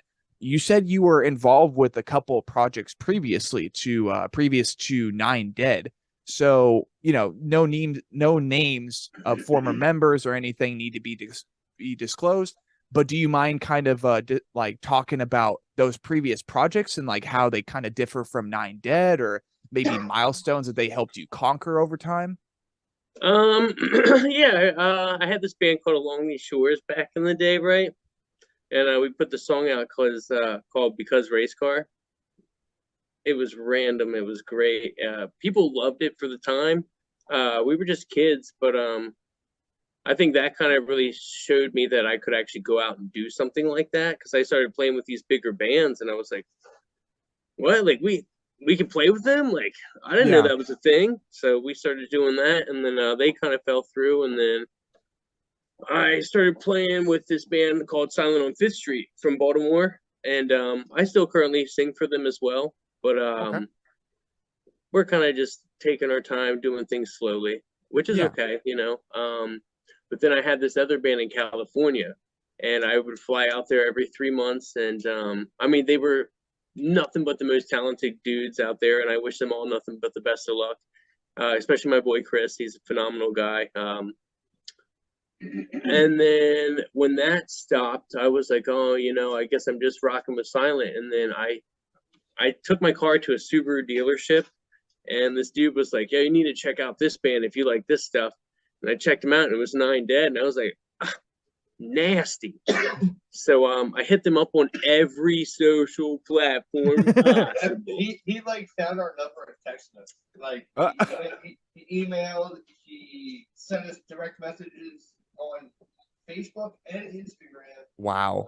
And I got a text message, and then my buddy, so I don't even know how it happened, but it was funny because we put it up like, yeah, we need a vocalist. So yeah, he literally just hit us up. It was funny because he stood out because it was a noise, like fully. Yeah, I'm annoyed. I think I know it pissed him off. I was like, what is this? So we tried him out, and we liked him, and so we tried him out again. And when he came back, we recorded it like on the phones to like really hear back, and they just love him. He's a good guy. Yeah. So that's funny, man. Like you ended up harassing your way into the band to a certain degree. Man. Yeah. No, that's awesome. So as you know, we're kind of continuing in your lore and, you know, catching up with your story, your fork per se in the crossroads that makes up 9 Dead. You had Along These Shores, you had a couple other bands, and like basically over time, that guy at the gas station or wherever it was ended up showing you 9 Dead, and basically you jumped into the project, and here you are. Worked out pretty good, man. Worked out pretty good. I would say so as well. So in that case, that's actually a pretty, that was a pretty quick section as far as just like kind of diving into your story. If anything, you know what? I almost forgot about this. You know, this is something that we were talking about on different terms.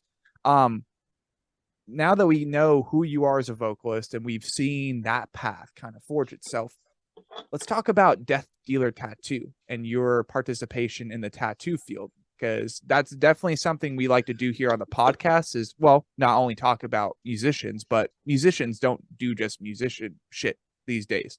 Yeah. Like some of them are barbers. Some of them are tattoo artists. So tell us how that all got started, man. Well, it's a long story, but it's a good time, and I'll keep it short and sweet for you, right? So take your time, I man. was probably like, I'm going to say like 18 or 19, right? And I was like, all right, you know, I'm out of high school. I was doing college at the time, and I was like, what do I really want to do? You know, there was a couple of things that I wanted to do, but I actually went to school to be a teacher, dropped out to go play music. Me and my brother kind of just switch swapped. Right, there you go. But I bought machines online like a hooligan. You're not supposed to do this, but I did that. And I tattooed myself and a bunch of my friends. And then I went and talked to the shop that was in Maryland at the time, right? And they were very cool. I would go in there and draw every once in a while, you know. And then that kind of like split up when I ended up moving to Jersey, because I'm from Maryland originally. And moved there, and I did a tattoo school for a few years, and a lot of people don't like that either, which is okay, you know. But I worked for the coolest tattoo artist I know in South Jersey. His name is Ali Moroso at Ink Society 13. Okay. Lovely dude. Like, he looks out for me, I look out for him. Fucking Navy SEAL boy. I would have vouched for it. Yeah, absolutely. And yeah, he gave me the chance, and I've been going at it ever since. And I mean, in between, like before that, like before I started working with him, I would just bust out little bangers on myself or my friends, you know, and then he kind of just really let me take it seriously. And now I'm just really running with it. And I plan on just tattooing and playing music for till I'm dead. Yeah, no, that's awesome. And when you're in a spot like that, and not only can you try like any other musician in the world, to accumulate wealth over time from streams, from merch sales, from good marketing, from good promotion, from a good team collectively as the band, management over time, all that stuff.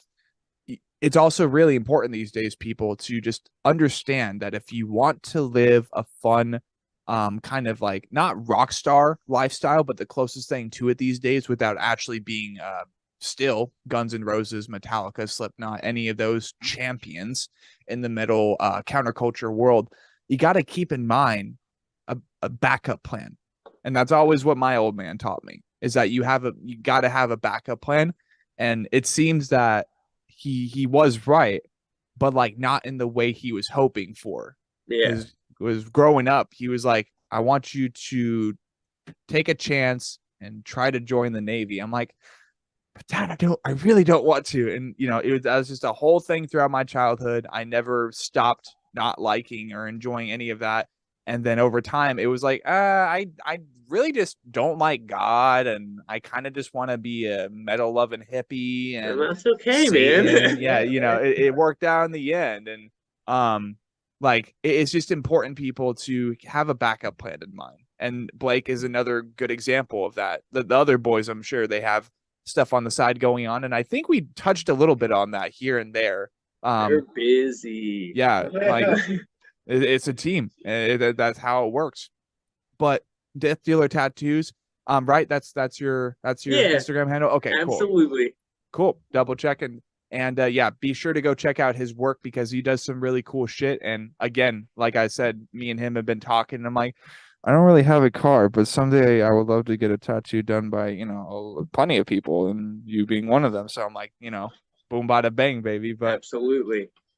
Before we go ahead and descend into the Under the Skin session for you guys' full-length album coming out Friday, Blake, I wanted to go ahead and pluck off of you, like I did the other boys, five characters in these categories: either artists, bands, albums, singles, EPs, or people in your life that really helped you embark on the collective journey you have taken so far, both as a tattoo artist and a music enthusiast, vocalist, formerly instrumentalist, still dabbles in guitar, pop punk acoustic guitar player, all that fun stuff.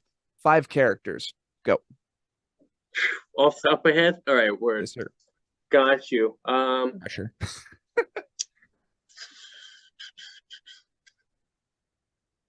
That's a tough one.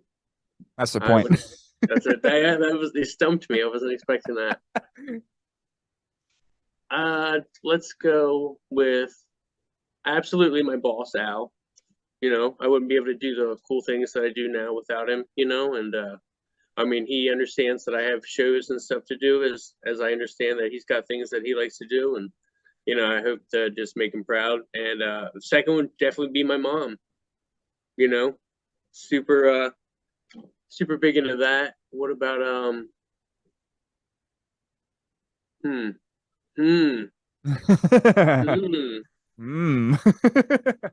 my dad, for sure.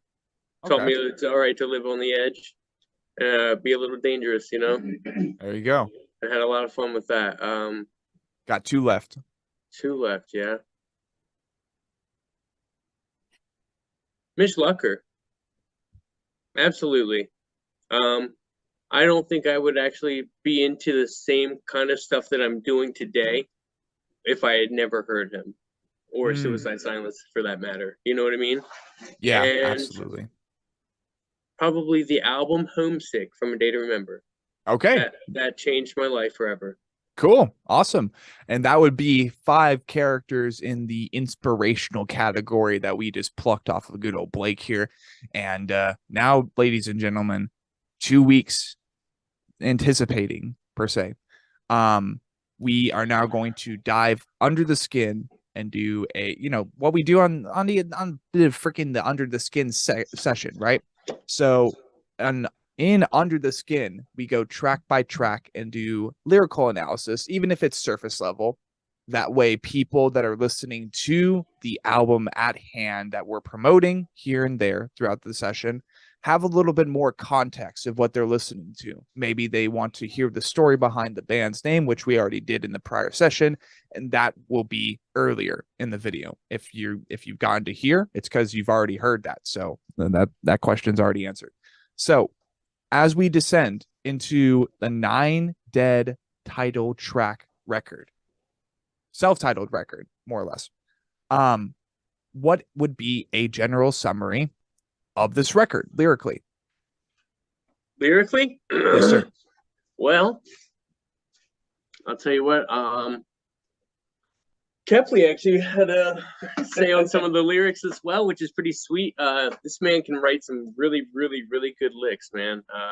He came up with some of the best songs, I would have to say, on the album. Right. I would just shocked that people like the rest of mine too. You know what I mean? It's cool. It's great. Definitely a lot of, it's anger driven. It's nonstop. You know what I mean? It's straight to the point, straight to the kill. Yeah. It's like slitting your throat and bathing in it. You know, it's a lot of fun. Right. Yeah. I mean, Good as stuff, per man. the band name, like you got to stick to branding sometimes. So sometimes a good old self-titled album is a great way to get started with a discography. And so, I mean, so far the singles that the world has had the opportunity to hear, including 115, they've been absolutely annihilating. Like they've been absolutely destructive, and the numbers show, the views show. Like it's still, I think 115 is still the banner, like the featured video on the Slam Worldwide YouTube channel. Like that's saying something. That's sweet. It's great, man. And it's like so cool to have found you guys and to have decided like, oh, 115, what's that about? You know, Black Ops Zombies. And that's what me and Kepler were talking about last time.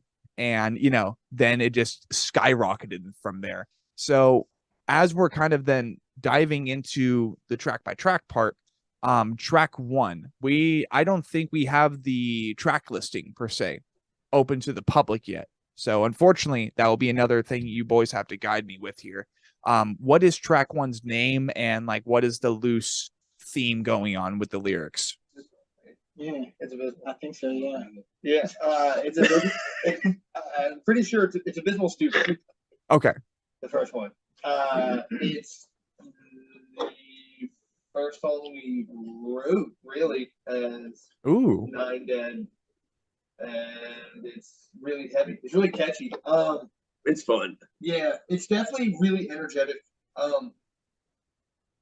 It's, I don't even know how to explain it. It's got some riffs where like you can imagine like you just slammed down a Budweiser, you got your Marlboro wrapped up in your sleeve, and you're just ripping 50 miles an hour down the highway. You know what I mean? Like it's just got some nice like sweet rippers, and it's really, for the first song that we wrote, it was very fast paced. So by the time we got to like the second one, we're like, all right, let's slow this one down a little bit. We need a break in the set. Right. Yeah, exactly. And just right off the bat, got to get that destruction going on. But like, is there any like tiny narrative going on with the lyrics? Is there like any meaning behind the lyrics? Like what's going on with that? I think when the lyrics were written like 2 years ago, a year or two ago, it was like, you know, like how we said in the previous episode, like with the, you know, blood and guts, with like I guess like it still kind of is like the blood and guts shit, but it's not like it's not the real technical like. Oh yeah, it's telling a story. Forgot. Yeah, it's not like technically like, you know, the whole like surgeon style stuff, but I think from what I grasped from the lyrics, it's more of like, it's just like kind of like maybe like being in your own head. You feel dead inside. Yeah, like you're just like you're kind of at war with yourself a little bit. Right. From day-to-day life bullshit, like twisted in a violent machine. Twisted into the lyrics. Yeah. Stuff like that. I think that's pretty much what it's about. All right, sweet. I mean, yeah, that works. Well, more or less is like definitely that's more or less what Under the Skin is about. So then with track 2, what do we got going on with track 2? Track name, and like the loose lyrical theme. So track 2. What's just track 2? I think it's Wake. Is it Wake? Yeah.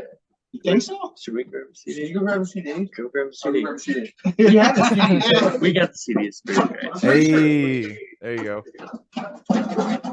Love to see the Tactosa shirt too. Yeah, boy. Big Yeah, boy. fans. We talk to them all the time. They're lovely I listen to people. them like every day. They're fucking awesome dudes, and Awesome. we can't wait to play shows with them and do some big shit with them because those guys are phenomenal. Yeah, you and everybody else, like absolutely, they're just exploding right now. I think they're gonna be the next Suicide Silence. But that's just me. 100%. 100%, especially if the new Suicide Silence album tanks. All right, so what do we got? Were we wrong? All right, now here's the CD for everybody. So yeah, the number 1, track 1 is Abysmal Stupor. Track 2 is Wake. Wake's a doozy, I think. Yeah, Wake actually is going to be released this Friday, the 4th, on everything. Right. But Wake is, you get right out of Abysmal Stupor. Like Abysmal Stupor brings you into the CD with a sample, and it puts you in it. If you can see the cover, like that's where you are in time when you're listening to this record. Right. You're in this hellish outer space, goopy green abysmal crazy plain looking land that's just screaming creatures and everything else in between. But it right out of Abysmal Stupor, it just hits you again with Wake. Wake's pretty intense, and then it goes into the grooviness of Kopfle.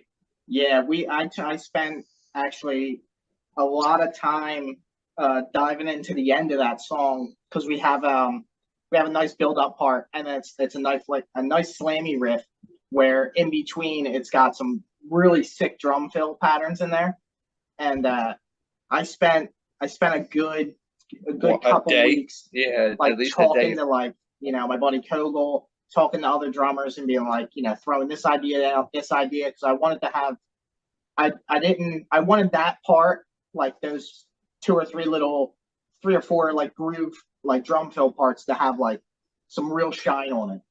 So yeah, that took, and then we did a bunch of cuts in the studio to make sure like it was perfect and it sounded really, really sick. It was like a day for that one fill on that one fucking part. It was literally a day almost. It had to be perfect, and it turned out incredible. Like that song, that's one of my all-time top favorites on this whole album.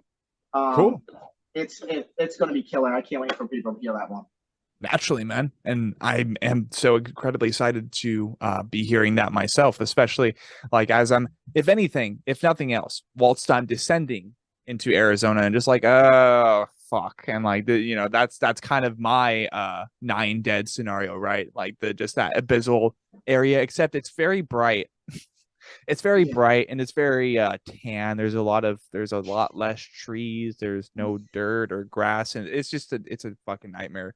But going out there for Lorna Shore, going out there for Warm Shepherd, going out there for Black Panther, Wakanda Forever, and just watching that with my family. So that should be fun, and that's what's important. So we hear Wake. I was about to say week. We hear Wake. We kind of get into this build up. What's next? What is track 3? Tortured. Okay. And what do we got going on with this track as far as just the general atmosphere?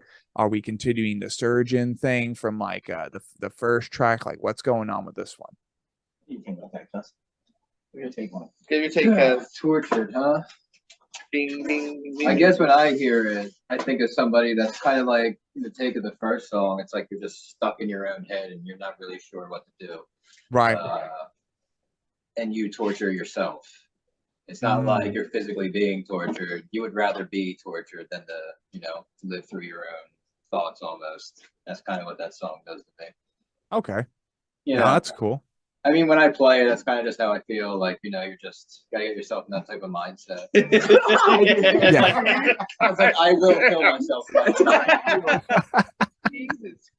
Dude, Right, let's just keep playing that song over and over again. It's good. Like, that song definitely too. Like the third one, like that one has more of a couple more like slammy riffs in it. It's a party song. Yeah, it's more like slower, dumbed down a little bit. It's just a simplistic riff. It's a grind with killer drums behind it, bouncing behind you, just bam bam bam bam bam bam bam bam bam. Yeah, like Tim Burton music or some shit. Honestly, we wrote it, and someone noted that, you know what that song reminds me of, and I'm like, what? And they were like, this is Halloween. And I'm like, this is Halloween. So I looked it up. Really? I never saw it. And then I remembered that was that movie, the Tim Burton Nightmare. Yeah, Nightmare Before Christmas. Yeah. So I looked it up, and this is Halloween, and I'm like, no, like, what did I do? I didn't mean to do that. It's always stuck in our head every single time. Yeah. Oh, that's so funny, man. That's great. And then you have like This Is Halloween with Nithful, Warm Shepherd, and Recoil and Horror. I'm not sure if you guys have seen that, but it's like a deathcore take on that. And it's just so chaotic and noisy. And the cover is Jack Skellington about to gut Santa Claus hanging on a cross and shit. Like, oh my God. It's fun, but it's great. It works. So then we kind of like, you know, we're continuing this in this very, very maddened state, right? And you're just like trying to get out of your own head, and this song, that song, it's like, I'd rather just fucking be tortured than like exist with this upstairs per se. So what do we got going on with the next song? What is the track, or what is the name of the track, and like what's kind of going on as we continue through your self-titled? Yeah, Blake. This song is called 115. And it features Sean Kamen from Waking the Cadaver. So very exciting stuff. We get to hang out with him for a few days, and it was so much fun. He's such a lovely dude. I love him. Yeah, I mean, that song is a banger. I hope you guys like it. Seems like it's been doing pretty well out there. So hopefully we can just keep it rolling with the rest of these goodies that we've got for you guys. Right. That song is basically, you know, trying to manipulate the world, you know, scare the minds of the masses, you know. Alien. I like it. A lot of aliens. Aliens. Super dope. A lot of aliens. Yes, it's a good time.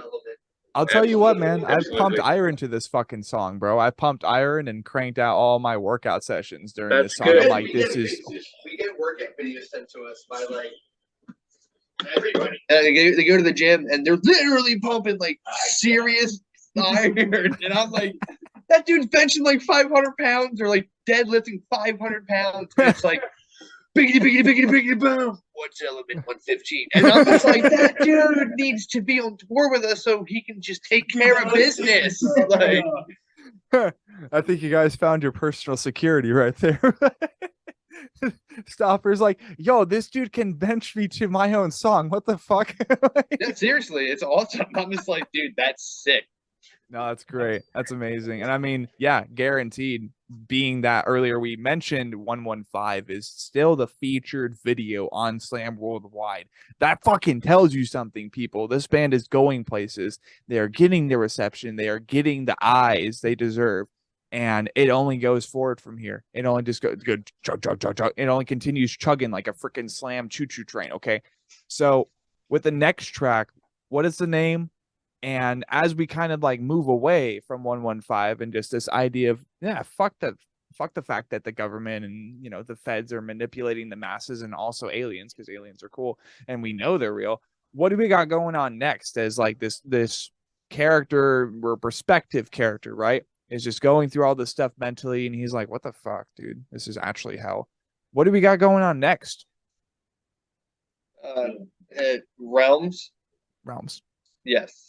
That was our third single to be released back in 2021. I think we probably wrote at the end of that, maybe. Yeah, and you know, it's completely different now in a sense.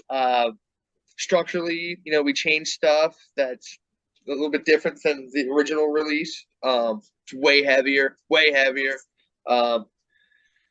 It's a pumper right from the beginning. It comes in with a quick pulse and then smash, and it just takes you to this place, these realms, in a sense. I like it.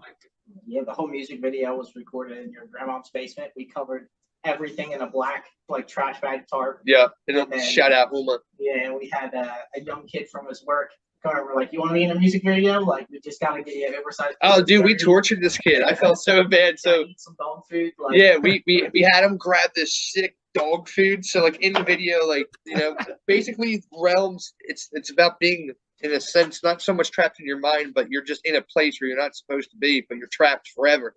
Okay. So, in the video, he's upstairs in, like, this attic, which is, like, kind of representation of, like, your mind, but it's like an attic, and he's in there, he's just, you know, sitting there, you know, not moving or anything, just dead staring. And then if he's hungry, he eats whatever's on the floor, whatever he can get his hands on. And in the video, it's dog food, and he just grabs it and, like, picks it up. And we're all like, we're filming, and we're like, wow! Like, if you can hear the audio behind it, like with no music, you can just hear us go, wow! That was great. He bleeds from the ear, probably from hearing the song. Yeah. It's amazing. Like you told me about it, and I was surprised. Like, it's amazing if you go to black and white film and use chocolate syrup, how good you can make that look like a thick coagulated blood, you know? Yes. So, shout out American Psycho. That's how they got the blood going down the drain. It was just like Nestle or Hershey chocolate syrup. Interesting. Okay, so we dumped it, we poured it in his ear, and then we got the camera. We're like, all right, ready? 1, 2, 3, film. And I squeezed it. I backed up, and it was just like drip, and got the shot. Damn. And I have to be honest, boys.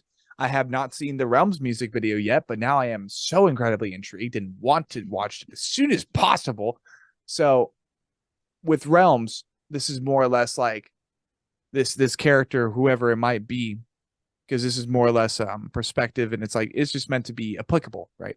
So with Realms, it's like more or less the person is kind of in an act of desperation. They're in a desperate spot, and they're willing to do some pretty interesting things to get out of that spot, be more comfortable, feel safe, and that will be demonstrated in the music video once we watch it. So with Realms, what do we got going on after that? What's the next track's name? And are there any themes to be discussed lyrically? What's different about this song from Realms? So Face, actually, F-A-C-E, we could not come up with a name for this song. And it was just a running joke that it was going to be called Face. And we could not figure out for the life of us. What's it stand for? We can't disclose what the actual we can. It's just for us. F-A-C-E. We know. That would be fun to see what some people come up with. But that one also pretty much brings back, like, that one also, like, you have Tortured, which is the third song, and then you have Face, which is like the sixth one. That also brings back a lot of slangy elements in that song too. And, you know, there's like one part in there too that we do that has like kind of a fucking really nice, like, strangled riff to it. So it's really heavy. It even, like, kind of goes into like a beat down slam. Yeah, if you will. Yeah. It's just single noted ignorance. That's what we get. That's what we call it. Yeah, we call it, like, when we write our songs, we write on pieces of paper, like, what the riffs are, like, really what they are. Ignorant riffs. So it'll be like chum chum X4. So to the chum chum riff, chum chum chum, you know, do that 4 times, and then into the ignorant riff. All right, do that 8 times, and then, like, doodle, draw, arrow, bring back the chum chum, and then go into a sick riff 4. And then, but anyone else that would look at it and be like, what the fuck is this? But if we look at it, we're like, all right, here we go, chum chum chum chum chum chum, and it's perfect. Until you're playing it, and then you're like, wait a second, there's too many arrows. And then we have to rewrite it, and then we get parts mixed up. That's so funny. No, I love that. How stuff gets tweaked, you know, and it gets better, you know, because then we exactly. the more time you spend on the material, I'm sure the better it gets. And then the arrows start, you know, they're not curving so much anymore. They're not like doing roundabouts on each other. No, that's great. And again, this is a track that, like, dude, this whole album, like, I'm actually really excited to hear this record when I do.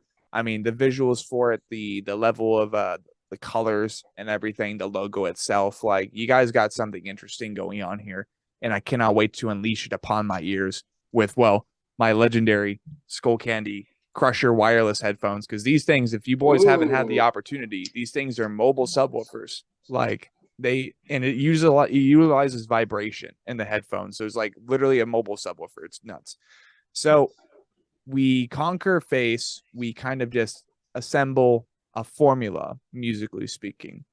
What do we got going on with the next track, boys? Track name and what are some themes? Banger. I'm excited. So the next one is called Andromeda. Okay. And we are not going to speak about it. Should we keep it a super secret? Well, we can keep it a super secret. But I've been sitting on it for a while. I've been sitting on this riff for a really long time. I'd always play it, like, just sitting there. I played it for the guests. Well, the guests, there's a guest on it, Chris Kelly, who recorded us, mixed, mastered it, did everything with us. Chris Kelly's the greatest human being ever. He's a guitar player for Iceland Kills. Right. And was it Galactic Empire? Galactic Empire. Yeah, Galactic Empire. And but yeah. So there's like there's sickness to this, but it's different. It's different. It's big time different. Big. You're gonna go to this song and be like, what? And I hope it's a good one. I hope you see the vision. I hope you see the vision inside this album. Like, it's a spot. You're on this land in this place. It's just weird. Things are weird and dangerous sometimes. He played it for me, and I was like, that has to go on the album. And he's like, nah. And I was like, play it for a couple other people. And then they heard it, and they were like, that's the most beautiful song I've ever heard. Really? I was like, it better go on the album. Let me convince them to put it on there. So I played it for Chris Kelly, and he literally turns like I'm like, Chris, can I grab your guitar? And he was like, yeah, go ahead. Here, grab this one. So he gives me the one that he plays on stage. Thanks, Chris. Love you, buddy. So I played it, and he literally just I'm behind him, and he's doing his thing on a computer, mixing and stuff, and he just swivels around and was like, what the fuck is that? And literally was like, why are you playing this when you can play that? Like, and yeah, I just hope people like it. I like it. I love it. But all right, these guys convinced me to put it on the album, so it's on the album. All right, sick. Now I'm ready for Andromeda, and like the last song that I listened to called Andromeda was by Gorillaz, and that was a freaking banger. I love Gorillaz, man. So we have, I think, what is it, like 7 or 8 tracks so far? 8. Okay. Right now is 1, 2, 3, 4, 5, 6, 7. Okay, 7. And how many tracks do we have in total? 8. 8. Okay. So that was a pretty quick session. In that case, we have the final track on what is going to be the self-titled record for 9 Dead, a South Jersey fucking unit, people. And I am so excited to hear this record, especially at the booty crack of dawn as I'm flying out of Tennessee or descending into Arizona. Doesn't really matter. Either way, we're going to be enjoying it. So what do we got with this last track as far as the track name? And what are some thoughts and opinions that you guys have on this? Like, this being the end of your first chapter, really, as a band making an album. What is the epilogue? What does the epilogue of this album bring to the table to you? My response is short and sweet. Is this song to me is a festival song. Like, we played this at the gathering of the Juggalos, and it was just, the end of it was just, it just reminded me of like old school Slipknot. Like, come on, like, it's time to fucking move. Like, let's get riled up. Let's do this. And it's you play with a big crowd and you get to that last part. It's a lot of fun. It's a lot of fun to play. It's called Desecrate. Desecrate. Okay. Sick. No, and I'm you got me off guard with the Juggalo thing. You guys played at the festival of the Juggalo. Yeah, yes. That was surprising. Yeah, it was great. We opened up for Vanilla Ice. It was sick. Really? Yeah, it was a very emailed them and literally opened up the main stage opening night. Yeah. It was last 2001. It was the first one back from COVID, post-COVID. Is that post-COVID 2021, yeah. And mutual friends that's friends with that whole group gave us an email, said, hey, I sent you. So, shot them an email, gave them our stuff, and they were super stoked. They were like, you guys are dope. And we were like, all right, sick, let's do this. So we went out to Ohio. That was the very first 9 Dead gig ever. We never played we never played a show as 9 Dead until Gathering of the Juggalos 2021. And it was sick because Steve O came out and was like, give it up for 9 Dead. Yeah, no, Steve O's the nicest dude in the world. Sick. No, that's actually a really great way to get started, I would say. That's an incredible opportunity. And you think of the Juggalos, you think of ICP, and for me personally, I'm like, okay, so they're kind of like deep fried clown themed dudes. They're rappers and they have a giant festival. The people there are basically blood streaming Mountain Dew, and they basically snort Cheeto dust and all this other shit. They're very special, very niche. They were fucking awesome people. They were seriously the nicest people ever. And it was cool because they just accepted us. Everyone that after we played that came up to us was like, we never had a slam band. People knew the genre in a sense, and they were like, we never had a slam band here before. We've had heavy metal and everything else, but we've never had something like this. Thank you so much. How'd you get on the bill? Type of thing. And we were like, yo, dude, thanks for liking it. Appreciate it. Yeah, no, that's great. And what a great way to go ahead and conclude what will be the Under the Skin session for the upcoming self-titled album for 9 Dead. Again, a Southern New Jersey fucking slam / deathcore unit. We had the opportunity to host the entirety of 9 Dead on the Anatomy podcast now, which is really cool. And I mean, without further ado, enjoy the rest of the session that I will be editing this into, and otherwise, buenos noches. For real. And now we're completely caught up on the lore with at least the 3 gentlemen in call, that being Kopfle. That's right. Yep. There's an O in there, so that's confusing me. Kopfle. Yeah, everybody gets it wrong. Everybody. What lineage is that? Where does that come from? Do you know? I was told it's German and Irish. So that's definitely. Oh, come on, Kopfle. There we go. I like it because I'm Scottish and Irish too. My legal last name is Douglas, but I just don't use that because it got 2 syllables. But we have now had the opportunity to catch up with Chris Kusmanick, which is Kusmanick. Got John Kopfle, and we got Jonathan Stauffer. Which Stauffer and Kopfle is probably the most Jersey last names among you guys. But also Kusmanick. It's great. I love it. So real quick, Stauffer, I wanted to go ahead and pluck 5 off of you, and that will be wrapping up the people part of the podcast, that's way too many P's, bro. Dylon. Spitting hot fire, dude. All right. What's the question? So I'm looking to pluck either 5 artists, albums, or people, because I'm pretty sure we got most of them just while you were talking, but just to confirm it and set it in stone, 5 characters in those categories that you would say has helped you become the Stauffer of today, the shred master for 9 Dead. Number 1, no question, is Korn. No question. Completely changed my life.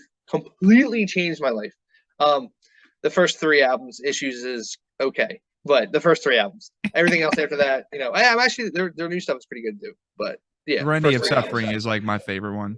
First 3 albums, just Okay. Second. Oh, whoa. Probably Death. Okay. Yeah. Every record is crazy. Every record sounds just unbelievable, and it puts you in a mood. Like Leprosy is crazy. My favorite album, without a doubt, is Human. Human makes me think I'm in like the desert, like stuck, like I'm all I see is sand, and it just puts me there, and it's such a sick, crazy album. Oh wow. You said Leprosy, was that a band? No, Leprosy, the Death album. Okay. But yeah, definitely Human though for Death is king. Going back. I don't know. All new metal, really. Limp Bizkit and Cold Chamber. They were huge. Just bobbing your head, getting a groove and stuff. And then like if I were to like the heavy stuff that I like Devourment, without a doubt, is kings of the craft. You know what I mean? Yeah. I forgot the Prodigy was pretty badass too. I don't know if you're ever into them. Yeah. I was huge. Oh, Prodigy? Yeah. Oh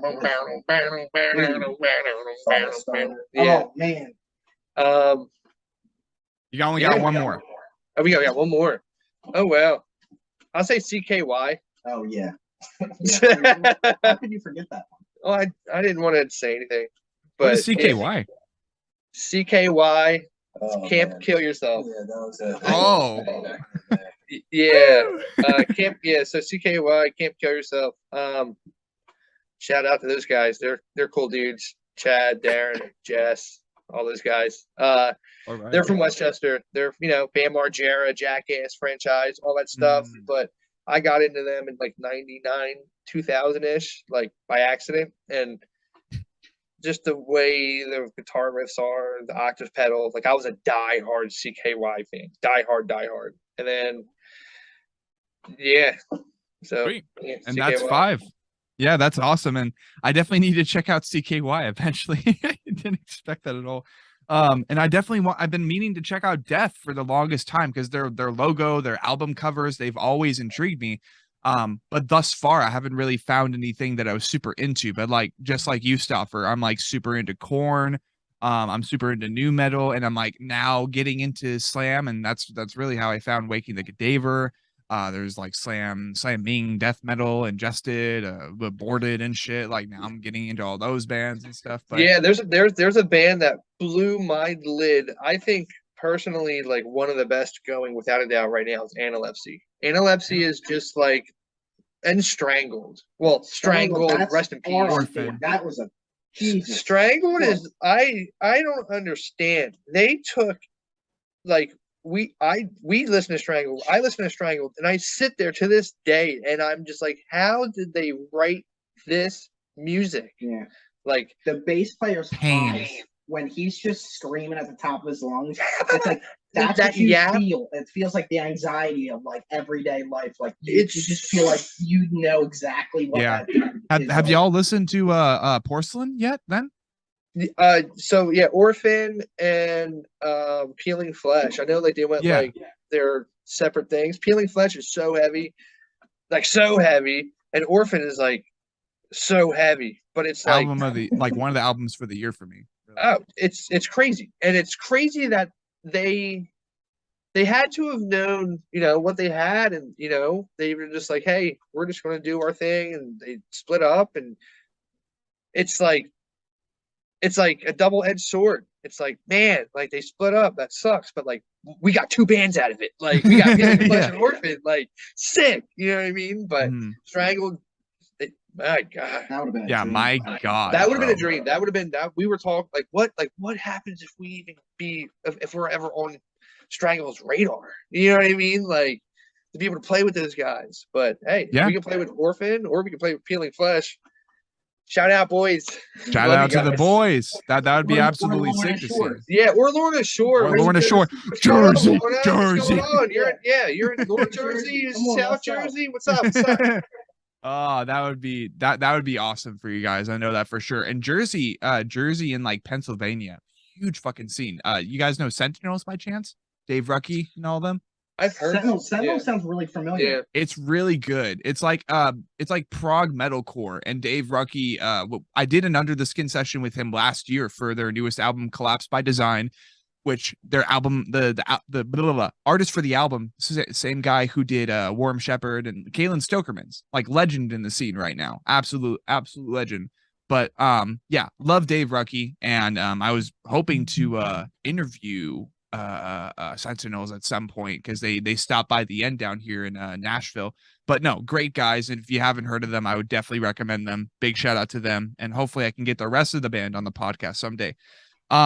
Jersey scene, man. Jersey scene is on fire right now, especially with Lorna Shore, like fucking hometown heroes now, as far as I'm concerned, man. Crazy. You guys are getting taken to new heights out here. So as we wrap up the people part of the podcast, again, a lot of peace. We move into the second half, the music side, which really, these are more or less the questions that you guys might be hearing at your future shows by fans. These are kind of the more kindergarten questions without the involvement of alcohol. That way, you know, the social wall is loosened up. It's like, no, let's ask these questions sober now. Just like, ooh, what's the color of your underwear? But no, absolutely kidding. So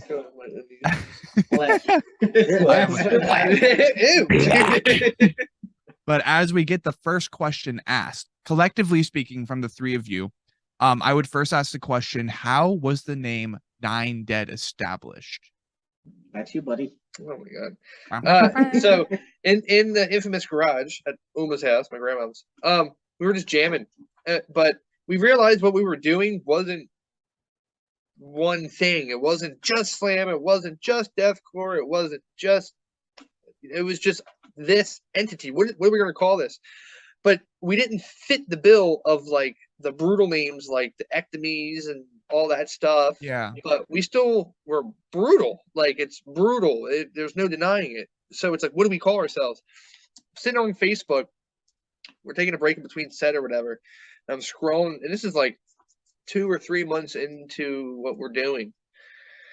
And it was like a news feed, like Loudwire, like let's take you back to like 2000, Pearl Jam.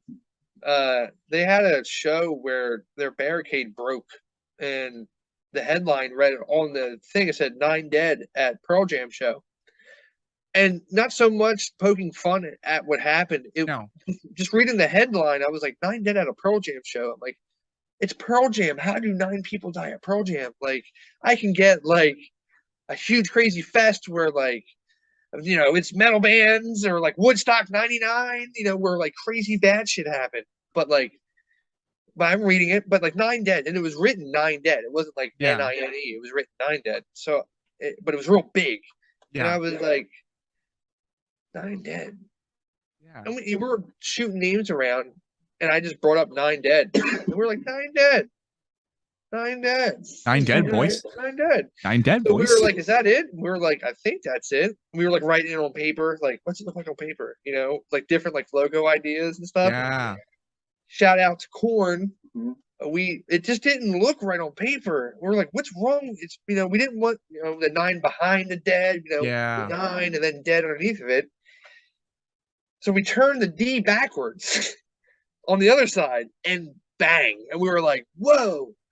We did a little bit more detailed doodle with it. We were like, that's the logo. So his buddy drew the logo up, who drew the old logo too, right? For the pack of cigarettes or whatever. No. Actually, the dude at the tattoo studio I go to, I hit him up, and he actually did the first draft for the logo. And yeah, we had like the D normal. We're like, let's just, because I like stuff symmetrical. It's got to flow evenly. And I was like, what if we just turn this D around, like kind of like Korn with the backwards arm? Yeah. And he turned it around. We were like, that's it. Yeah, like, it's perfect. It works, man. Yep. And then we sent that over to Germany, and that got in. Was it Germany or like Indonesia? I don't know. I forget, but dude, it could easily be Indonesia. They have so many graphic artists over there. I think it's Indonesia. Someone just hit us up, you know, and it was funny because like the very first image of Nine Dead, I don't even know if it's even online anymore. The very first thing, it looked like the Suicide Silence's self-titled EP, like that orange saw blade looking thing. It was just like that. We were like, we need our own logo. Like, this is too much. Like, we're gonna get sued.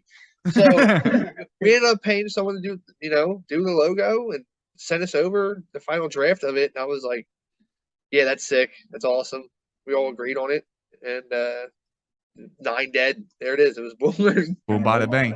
No, that's actually really, really cool. And I think so far that has to be one of the best stories for like a band name that I've heard. And like, again, like you said, not to poke fun at a tragedy, but it's like, whoa, 9 Dead at a Pearl Jam show? Like, how the fuck does that happen? Or at Woodstock? That's why it made me stop. I was like, 9 Dead at a Pearl Jam show? Like, was that Metallica in like Moscow? Like, I understand that. You know what I mean? Like, but yeah, no, that's really cool. And that provides a story that you can always tell or that people can listen to here on the podcast. Hi, welcome to the show. But no, that's really cool. And usually, to be honest, a lot of bands are like, oh, we just thought it sounded cool. So, I mean, it's really cool to hear that. And if anything, I guess, is there any other meaning that you've kind of ended up like depriving from the name itself? Like, whilst you guys been playing, cooking up this new self-titled album, like, what does 9 Dead mean to you? You know, that type of shit. Just heaviness, really. It's easy to like the Joe Schmo. Oh, you playing a band? What's your band name? And you're like 9 Dead, and then you're like, 9 Dead. Right then and there, they know it's heavy or rock and roll. I've gotten mistaken. Yeah, I've gotten people at the bar that were like, "What's it like that band Slipknot?" Or like that, and I'm like, "Yeah, thanks." And I'm nice. I'm like, "Yeah, thanks Slipknot," because there's parts in the album that's coming out that are like Slipknot. You know what I mean? We take every little in 115 cuz is the bass break. That's got the life. That's got the life from Korn. Yeah, like right before the vocals, right before Jonathan Davis starts ripping. It's like my fieldy. Favorite part of that song. Right, and it's you basically sped up that part in 115. It would fit right with. I mean, it's not the same thing, but it's basically the idea. No, Shout out to Korn. Shout out to Korn, man. Got the laugh. Like, love Korn, man. No, that's great though, and I mean, over time, I mean, it was enough ear candy to hear that there is an actual newspaper article that the band name is based upon. Like, that's some fucking substance. I don't know about anybody else listening, but that's a story. That's a story behind a band name. And for that, I am very satisfied already with how the second half is going so far. But I think my next question would be then, like, to all of you, you just basically said that when you think of 9 Dead, you think of just super heavy. But I guess individually speaking, like, what's the most important part for you? Like, what was the most important part for you when it comes to just writing any 9 Dead song and then writing the songs for the upcoming self-titled album? Like, what was the most important part? Just like absolutely just disgustingly heavy, or like, was it important to just bring all the different musical inspirations together that we've been talking about? Like, what's up? I think it was just, we didn't want every single song to be almost the same. So a lot of the songs we tried to switch up, like, different parts or this, that, and there, like bass parts, or like, we'll call it out and be like, nope, that's that part. Yeah. Nope, that's, we don't not so much recycling riffs, but yeah. Or like even in like at the end of 115, or at the end of another song we got in there, Desecrate, like when we were pretty much writing those, I was getting really big into a bunch of different like hardcore-ish style bands, Knock Loose, all stuff like that style, so I was like, all right, we gotta, just to add a little spice, like, let's do some like hardcore tom fills in there, you know what I mean? Just to like spice it up here and there. Just a bunch of different little parts. There's also a track that we're not going to talk about that's on there that I think people are also going to be like, what is this? You're gonna put this beautiful. You're gonna put this track on and be like, this is the craziest album I've ever heard in my life. I swear to God. I mean, I hope anyway. I hope that's the reaction. I really do.